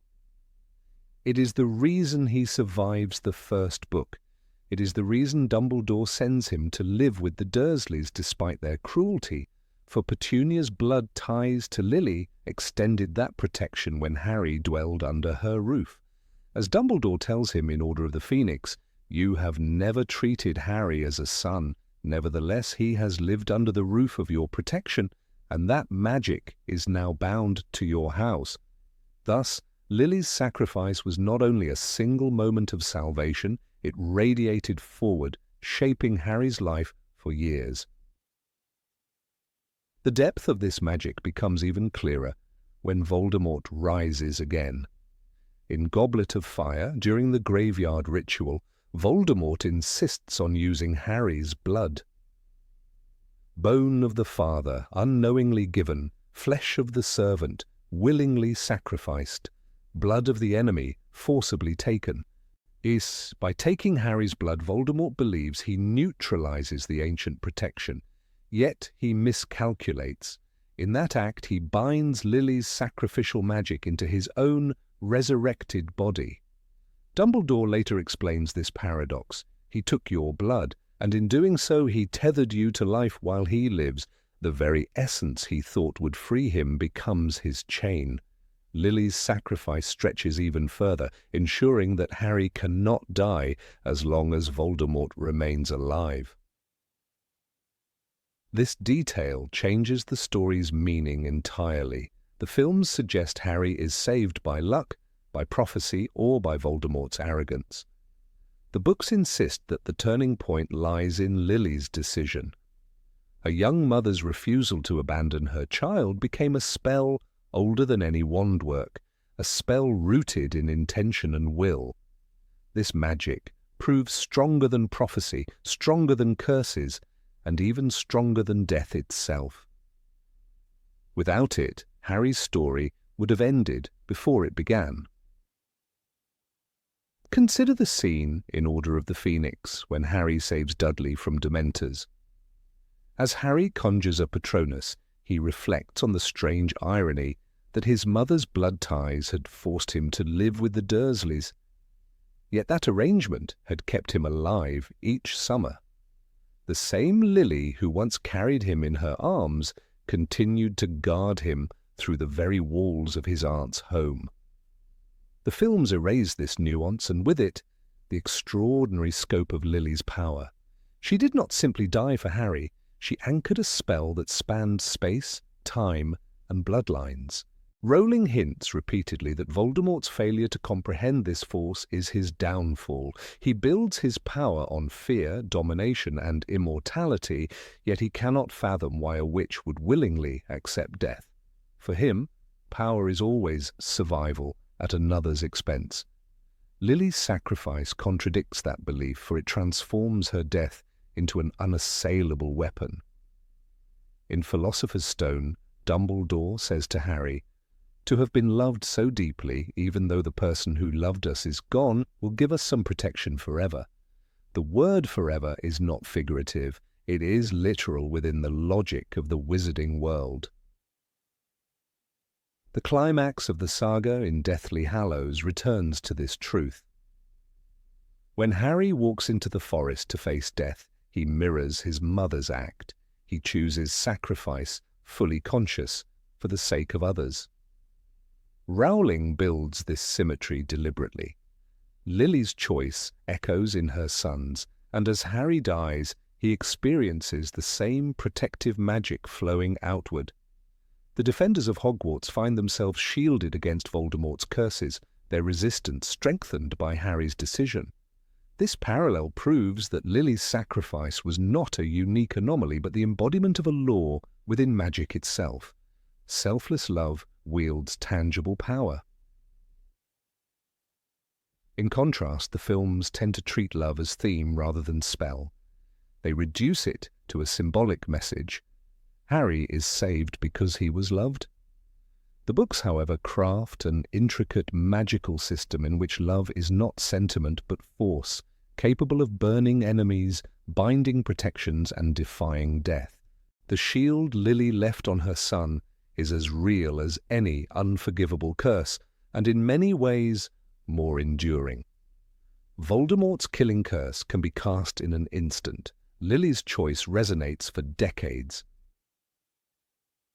There is a striking moment in Half-Blood Prince when Dumbledore and Harry discuss the prophecy. Dumbledore emphasizes that the prophecy alone does not determine Harry's fate. It is Voldemort's actions and Harry's choices that give it meaning. Within this framework, Lily's decision again stands out. She acted freely without compulsion and thereby created a bond that neither prophecy nor dark magic could control. Dumbledore tells Harry, "It is our choices, Harry, that show what we truly are, far more than our abilities." Lily's final choice embodies this truth more powerfully than any other act in the series. The narrative also connects Lily's sacrifice to the recurring motif of touch. Quirrell cannot touch Harry, Voldemort cannot touch him without pain, and later Harry himself becomes a vessel of that protection. In Chamber of Secrets, when Harry insists that Dumbledore send him back to the Dursleys each summer, the headmaster insists on the necessity of that blood protection. Rowling uses the very physicality of human contact to demonstrate how magic is not abstract. It is woven into bodies, into skin and blood. The shield of love is not symbolic warmth. It is fire on the flesh of evil. Perhaps the most haunting demonstration of Lily's power appears in Deathly Hallows when Snape's memories reveal the night of Godric's Hollow. Voldemort approaches Lily and offers her a chance to live. She stands firm, pleading only for her son. In that moment, she knows what will follow. Her cry, "Not Harry, please no, take me, kill me instead," is not weakness, but invocation. Her death is not meaningless, it becomes the turning key to the story. Snape's tears at this memory show that he, too, recognizes the magnitude of what Lily unleashed, though he never fully grasps the magic itself. The tragedy is that Voldemort never learns. Even after his resurrection, even after his failures, he still believes brute force can conquer all. He cannot see that in taking Harry's blood, he has entangled himself with the very protection he sought to overcome. He lives bound to Lily's sacrifice, carrying within him the magic he despises, until Harry's final walk into the forest reveals that the only way forward is through acceptance of death. Voldemort's ignorance, his refusal to understand love as power, ensures his destruction. Lily Potter's sacrifice is therefore not a sentimental backdrop, but the engine of the story. It burns Voldemort, shelters Harry, binds blood, and outlasts curses.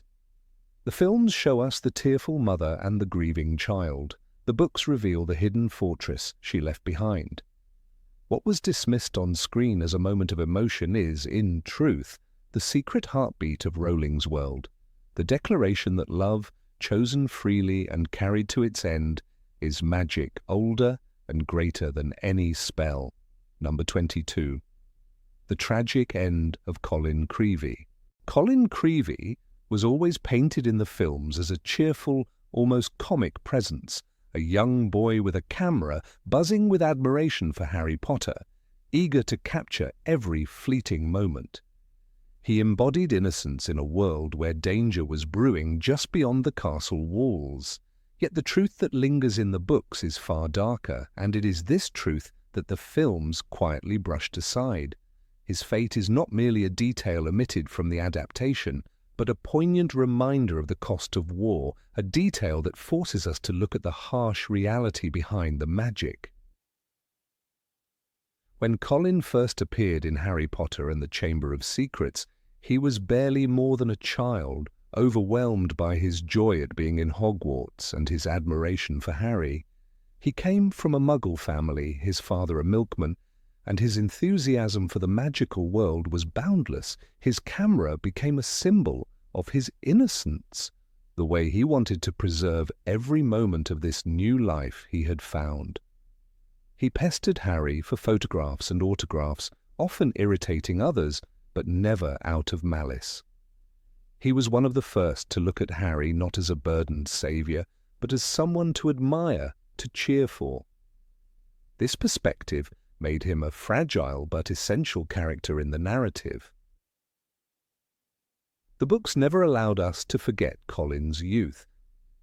He was smaller, frailer, but determined to be part of something greater than himself.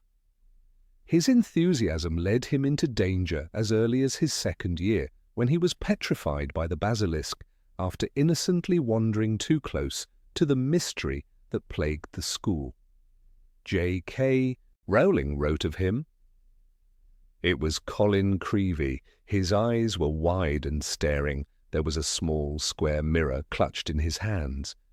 Even then he was caught between innocence and danger, a child snared in the shadows of forces far beyond his control. As the years passed, Colin never ceased being that wide-eyed boy, but his loyalty and courage deepened. In Harry Potter and the Order of the Phoenix, when Dumbledore's army was formed, Colin and his younger brother Dennis joined eagerly. He may not have been the strongest or the most skilled, but he understood what was at stake. His presence in those secret meetings underscored a truth often forgotten, that even the youngest, the least experienced, felt compelled to rise up against tyranny. He was one of many children ready to risk their safety for what they believed was right. By the time the Battle of Hogwarts arrived in Harry Potter and the Deathly Hallows, the rules of engagement were clear. No underage students were to fight. Professor McGonagall and the others insisted on sending those too young to the safety of Hogsmeade. Colin, still technically a child, was among those ushered out. And yet he defied this order. He returned, slipping back into the castle, driven not by the glory of battle, but by the unshakable loyalty that had defined him since his first day at Hogwarts. It was not defiance for its own sake, it was the action of someone who could not bear to stand aside while his friends risked everything. His death is mentioned almost in passing in the book, but the weight of it lingers heavily once noticed. Rowling writes in Deathly Hallows, they carried Colin Creevey, small and pale, and his freckles stood out starkly against his white face. He was tiny in death. The phrasing is simple, yet it cuts deep. The boy with the camera, once so full of life, curiosity, and excitement, became another casualty of Voldemort's war. No fanfare, no grand gesture, just the quiet heartbreak of a child lost. Films, however, chose silence.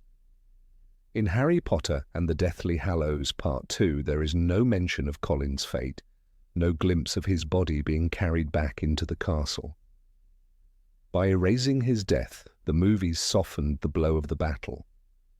The absence of his story allowed audiences to bypass the full weight of what Rowling wrote, that even the youngest and most innocent were not spared. Without Colin's tragedy, the cinematic version became less brutal, less raw, almost merciful. Yet mercy in art often comes at the price of truth. The omission matters because Colin represents more than just another student. His fate underlines the universality of sacrifice in war. He was not a warrior, not a chosen one, not even someone expected to stand on the front lines. He was simply a boy who loved the world he had entered and who adored Harry Potter.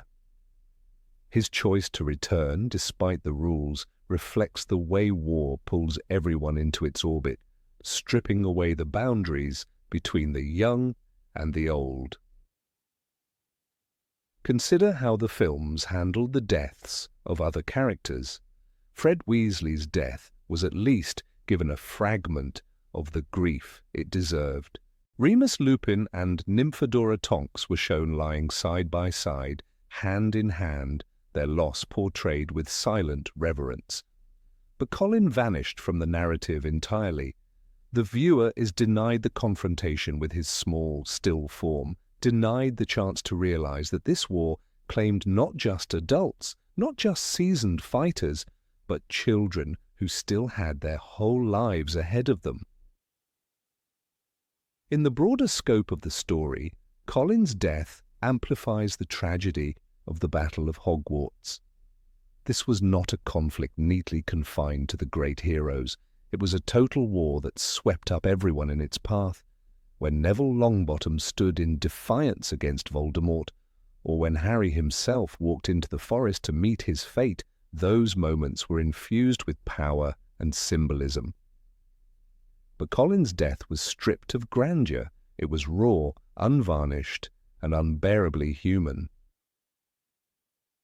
One cannot help but imagine the grief of Dennis Creevey, his younger brother. Though the books do not dwell on his reaction, the implication is devastating. two brothers who had entered Hogwarts full of wonder, exploring a magical world together, were torn apart by a war they were too young to be fighting. The silence around Dennis's grief makes it heavier, an unspoken sorrow that readers are forced to carry themselves. Colin's death also reflects the cruel irony of Voldemort's war. He had no blood purity to prove, no power to flaunt, no history of rebellion. He was a Muggle-born boy who loved the world he had been allowed to join. His end at the hands of Death Eaters or their allies highlights the indiscriminate nature of violence, the way it consumes those who pose no threat, those who simply wish to belong. His freckles, standing out starkly against his pale face, become a haunting image of innocence extinguished. It is worth remembering that Colin's story was always entwined with photography, with capturing life.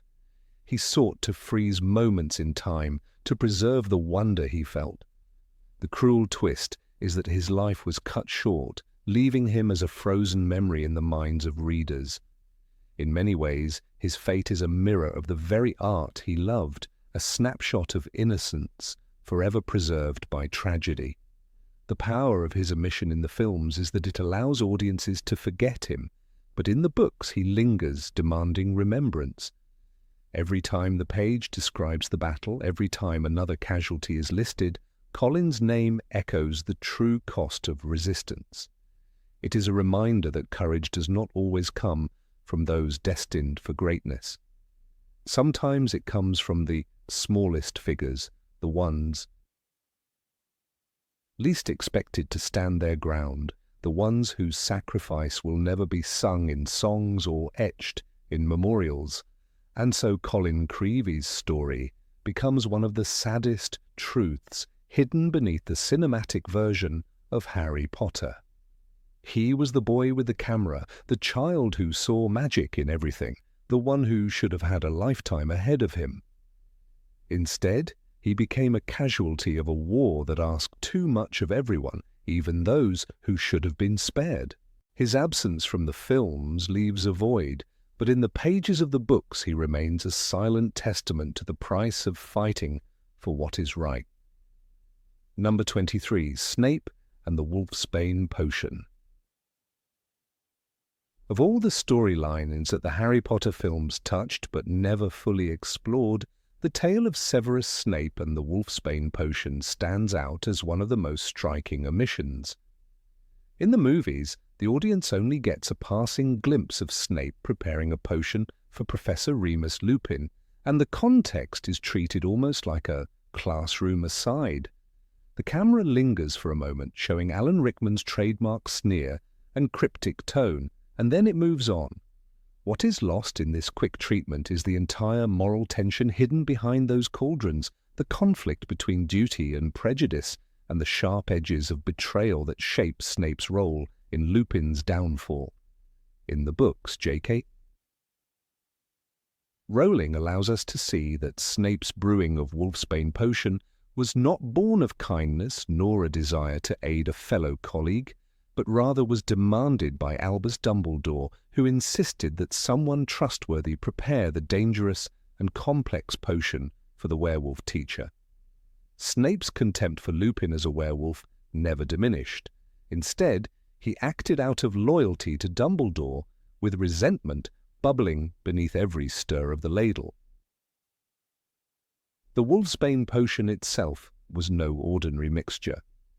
Rowling explains in Harry Potter and the Prisoner of Azkaban that it was a rare and sophisticated brew, one that only a wizard with great mastery of potions could craft successfully.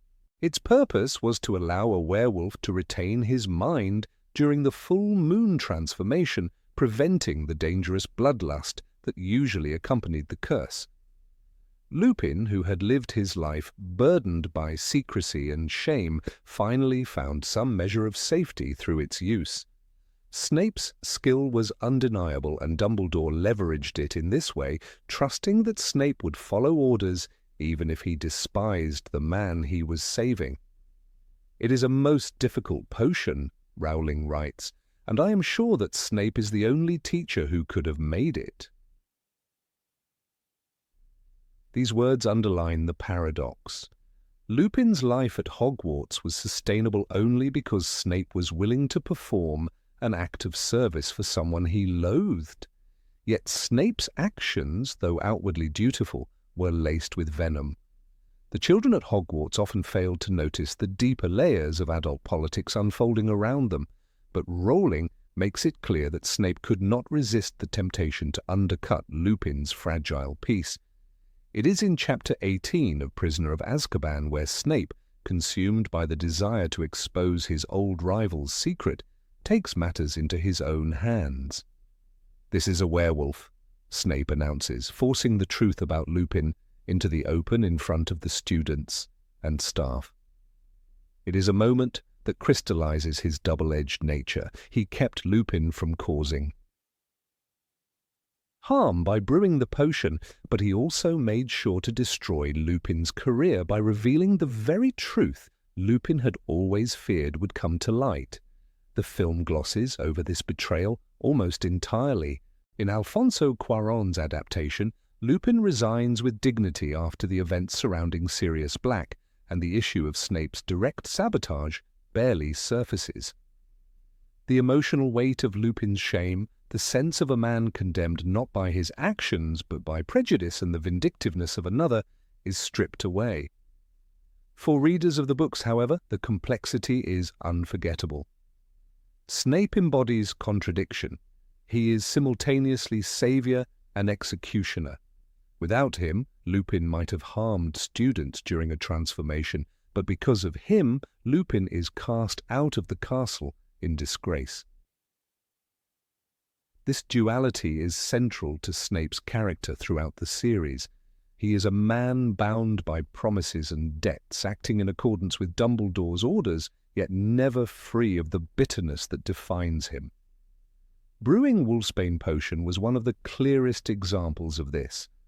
On the one hand, he obeyed, displaying his brilliance in potion-making and protecting Hogwarts from the danger of an uncontrolled werewolf. On the other, he relished the opportunity to remind Lupin of his cursed existence and finally delivered the blow that ended Lupin's short-lived return to normalcy. The potion itself becomes a symbol of Snape's nature. It is protective, precise, and rare, but it carries with it the bitterness of Wolfsbane, a plant known for both healing and poison. For Lupin, the Wolfsbane potion was more than medicine. It represented hope that he could integrate into the wizarding world again after years of isolation and rejection. He trusted Dumbledore's judgment in assigning Snape, though he never truly trusted Snape himself. The very act of drinking the potion was an act of faith, swallowing something prepared by someone who openly despised him. Rowling paints Lupin as grateful, but wary, stating, "Severus has made me this potion. It keeps me safe, you see. I am not dangerous when I drink it." The quiet dignity with which Lupin accepts Snape's help contrasts with the malice that lurks in Snape's heart, and the reader is left questioning whether this fragile balance could ever have lasted. Snape's motives cannot be explained away as simple cruelty. His hatred of werewolves stemmed from his childhood trauma, the infamous incident when Sirius Black tricked him into following Lupin to the Whomping Willow during a full moon. Dumbledore saved him at the last moment, but the terror left a permanent scar. Snape never forgave Lupin for being the passive accomplice in that near-deadly prank. When confronted later with the responsibility of aiding that same boyhood enemy, his emotions were a storm of resentment, fear, and cold compliance. His brewing of Wolfsbane potion, then, was not an act of healing from prejudice, but rather a reluctant display of discipline under Dumbledore's authority. It shows the audience not a man overcoming hatred, but a man barely containing it. The tragedy of Lupin's departure from Hogwarts underscores the failure of tolerance in the wizarding world. For a fleeting year, a werewolf could stand at the head of a classroom and prove that knowledge and kindness outweighed the dangers of his condition. The Wolfsbane potion allowed this miracle, but the prejudice of the wider community, stoked by Snape's revelation, ended it. Lupin himself admitted the truth with quiet resignation, saying, "Parents will not want a werewolf teaching their children." This line, though brief, carries the weight of systemic exclusion, the crushing reality that no potion could undo the stigma. Snape's betrayal becomes the pivot point between progress and regression, between acceptance and rejection. From a narrative perspective, Rowling designed this subplot to show us the layers of Snape that the films rarely dared to unpack. He is not simply cruel for the sake of cruelty. He is a man who can obey orders yet twist them to satisfy personal grudges. By brewing the Wolfsbane potion, he fulfills his role as protector, but by exposing Lupin, he ensures that his enemy never tastes true belonging. The contradiction is deliberate. Rowling wanted readers to see that Snape could be both necessary and destructive, both admirable in his skill and despicable in his malice. The film, by reducing this arc to a passing mention, denied viewers the chance to wrestle with this uncomfortable truth. Even the symbolism of Wolfsbane is layered. In folklore, Wolfsbane is a plant tied to werewolves, a poison said to repel or kill them. In Rowling's world, it becomes the key to suppressing the monstrous side of a werewolf, a bitter draught that allows humanity to endure. Snape's role in crafting it turns him into a figure caught between poison and cure, salvation and damnation. His potion is the very thing that makes Lupin's teaching possible, yet Snape himself becomes the poison that ends it. The irony is sharp, and it is no accident that Rowling chose Wolfsbane as the key ingredient. Its duality mirrors Snape's. If one considers the emotional landscape of Prisoner of Azkaban, it becomes clear that this subplot is not just about Lupin or Snape, but about the fragility of trust. Dumbledore trusted Snape to act against his prejudices, Lupin trusted the potion to keep him safe, and Harry trusted Lupin as a mentor. All of these threads unravel because Snape could not resist tipping the balance toward exposure. The children never saw the potion as anything more than another oddity of their magical world, but in truth it was a lifeline, one that Snape both wove and cut. Readers who encounter this full arc in the book often leave with an unease about Snape that lingers long after Lupin resigns. It is a reminder that Snape was never purely hero or villain, never entirely loyal or entirely treacherous. He existed in the grey, a man defined by grudges but bound by promises.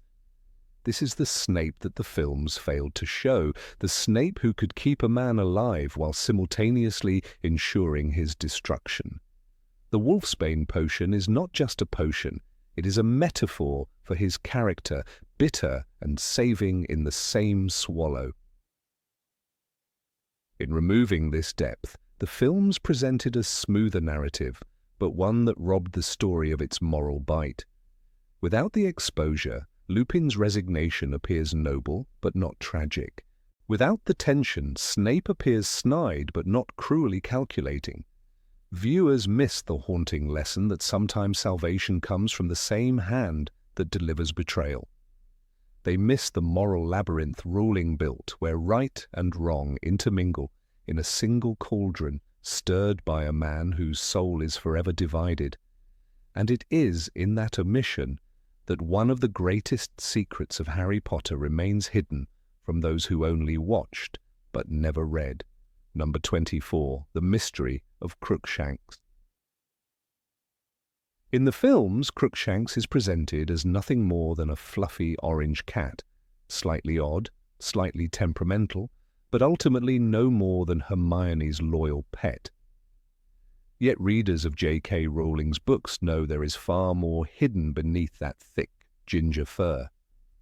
The movies chose to overlook a crucial element. Crookshanks was no ordinary feline. He was half Kneazle, a magical hybrid with instincts sharper than spells and an uncanny ability to detect deceit and darkness. This omission might seem small, but it stripped away an important layer of mystery from the story, a layer that deepened the tension between characters and added nuance to the unfolding plot. In ignoring Crookshanks's true nature, the films removed a piece of Harry Potter's hidden puzzle. The books are explicit enough for attentive readers. Rowling notes in Harry Potter and the Prisoner of Azkaban that Crookshanks was part Kneazle, a fact that explained his strange intelligence. Kneazles, as readers discover in Fantastic Beasts and Where to Find Them, are creatures bred to sense untrustworthy individuals. They are fiercely loyal to wizards they approve of and dangerous to those they distrust. This simple fact transforms Crookshanks from a background pet into a silent guardian, a creature whose presence shifted the balance in critical moments. When Hermione adopts him in the magical menagerie, the shopkeeper remarks, "He's been here for ages, nobody wants him." That casual remark should ring with significance. Why did no one want him? Because he wasn't a regular cat. Because most customers unknowingly sensed there was something otherworldly, something unsettling about him. Hermione, however, did not turn away. She reached out and Crookshanks chose her in return. The clearest example of his hidden abilities comes with Sirius Black's animagus form. When Sirius escapes from Azkaban and roams Hogwarts grounds disguised as a shaggy black dog, almost no one suspects the truth. The entire wizarding world believes him to be a dangerous murderer, and even when he lurks near Harry, Ron and Hermione, they think he is a threat. But Crookshanks reacts differently. He befriends Sirius in his dog shape, trusts him, and even protects him. This reaction makes no sense if Crookshanks were a simple cat. Why would a household pet recognize that the dog was not a threat, but a wrongly accused wizard? The answer lies in his Kneazle blood. Crookshanks senses Sirius's innocence, even when the Ministry, Dumbledore, and the entire school believe otherwise. He becomes an unexpected ally in Sirius's redemption. The case of Peter Pettigrew is even more striking. Pettigrew, the cowardly betrayer of James and Lily Potter, hides in plain sight for over a decade as Ron Weasley's pet rat, Scabbers. No one questions it. Not even Ron, who loves his rat dearly, suspects that he carries a traitor in his pocket. But Crookshanks knows. He hisses, growls, and attacks Scabbers at every opportunity. In Prisoner of Azkaban, Ron accuses Crookshanks of trying to kill his pet. Hermione, torn between her friend and her cat, defends Crookshanks but cannot explain his obsession. The truth is that Crookshanks is not trying to harm Scabbers at all. He is trying to unmask him. Pettigrew reeks of treachery and Crookshanks senses it. In fact, Rowling writes that Crookshanks knew there was something not right about the rat.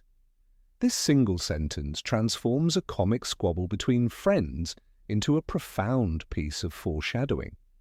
The films reduced this tension to a minor pet rivalry, but in the books it is one of the sharpest hints that the past is not what it seems. One of the most overlooked details comes during the shrieking shack confrontation. Harry, Hermione, Ron, Sirius, and Lupin gather as the truth about Pettigrew unfolds. Crookshanks is there too, poised beside Sirius, not Hermione. Rowling describes Crookshanks sitting on Sirius's lap as though he belonged there. This image is striking. The supposedly dangerous fugitive, shunned by everyone, has the trust of the magical cat. It is a moment that demands attention, a symbolic confirmation of Sirius's innocence. When the world believes him guilty, Crookshanks becomes his silent witness. The films never capture this, reducing the dramatic weight of the scene. Without Crookshanks's presence, the revelation about Pettigrew seems purely verbal. With Crookshanks, it feels fated, guided by a creature who saw the truth all along. The books even show Crookshanks acting strategically. At one point, he steals passwords from Neville Longbottom and delivers them to Sirius. The films portray this as dangerous mischief, but in the text, Crookshanks clearly acts with intent. He helps Sirius reach the Gryffindor common room, not out of malice, but because he trusts Sirius's mission. Rowling writes, Crookshanks darted through the door, a scrap of parchment clamped in his teeth. This is no random pet behavior. It is a calculated act. Crookshanks is working on a level of understanding that goes beyond instinct. He is aiding a man wrongly accused, and his actions move the plot toward its revelation. The Kneazle heritage explains every one of these anomalies. Crookshanks's loyalty to Hermione is fierce because Kneazles bond with owners they approve of. His relentless aggression towards Scabbers is born not of feline rivalry, but of magical intuition. His friendship with Sirius is proof of his ability to see past appearances. Even his decision to stick by Harry and Hermione during their desperate time travel mission at the end of Prisoner of Azkaban reinforces this role. While the humans debate, fear, and argue, Crookshanks simply knows where to stand. He never doubts, never questions. His instincts are sure, and they are always right. It is striking to consider how different the films might have felt had they acknowledged this truth.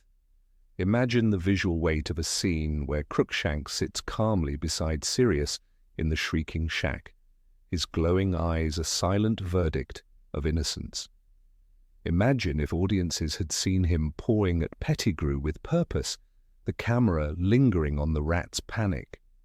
These small but meaningful details would have woven a thread of destiny, showing that even in the magical world, truth has guardians in unexpected forms. The films, in simplifying Crookshanks, reduced him to comic relief. But Rowling's intent was deeper. She planted him as a magical witness, an animal judge whose presence shifted the narrative. Another detail the films ignored is how Hermione's choice to adopt Crookshanks says much about her character. Where others saw a squashed-faced, bandy-legged reject, Hermione saw worth. Rowling notes that Hermione took him at once, while Ron recoiled at the strange-looking creature. This choice is symbolic. Hermione embraces the outcast, the overlooked, the misunderstood. In return, she gains a creature whose powers protect her and her friends. Crookshanks embodies the theme that appearances deceive, that loyalty and truth are hidden beneath the surface. This theme resonates with Sirius, with Snape, even with Harry himself. To leave this thread out of the films is to weaken the moral tapestry Rowling wove. One cannot overlook the small but eerie moments either. Crookshanks often seems to understand conversations. In Prisoner of Azkaban, Rowling describes him watching Harry and Hermione with a very odd, calculating expression. He is no dumb animal, he is a listener, a judge, perhaps even a conspirator. The Kneazle heritage allows him to grasp intent, and Rowling sprinkles these moments to remind us he sees more than the others suspect. The films flatten him into comic relief, leaving these subtleties aside, but attentive readers sense the weight of his gaze. Crookshanks is always listening, always waiting, always deciding who deserves his trust.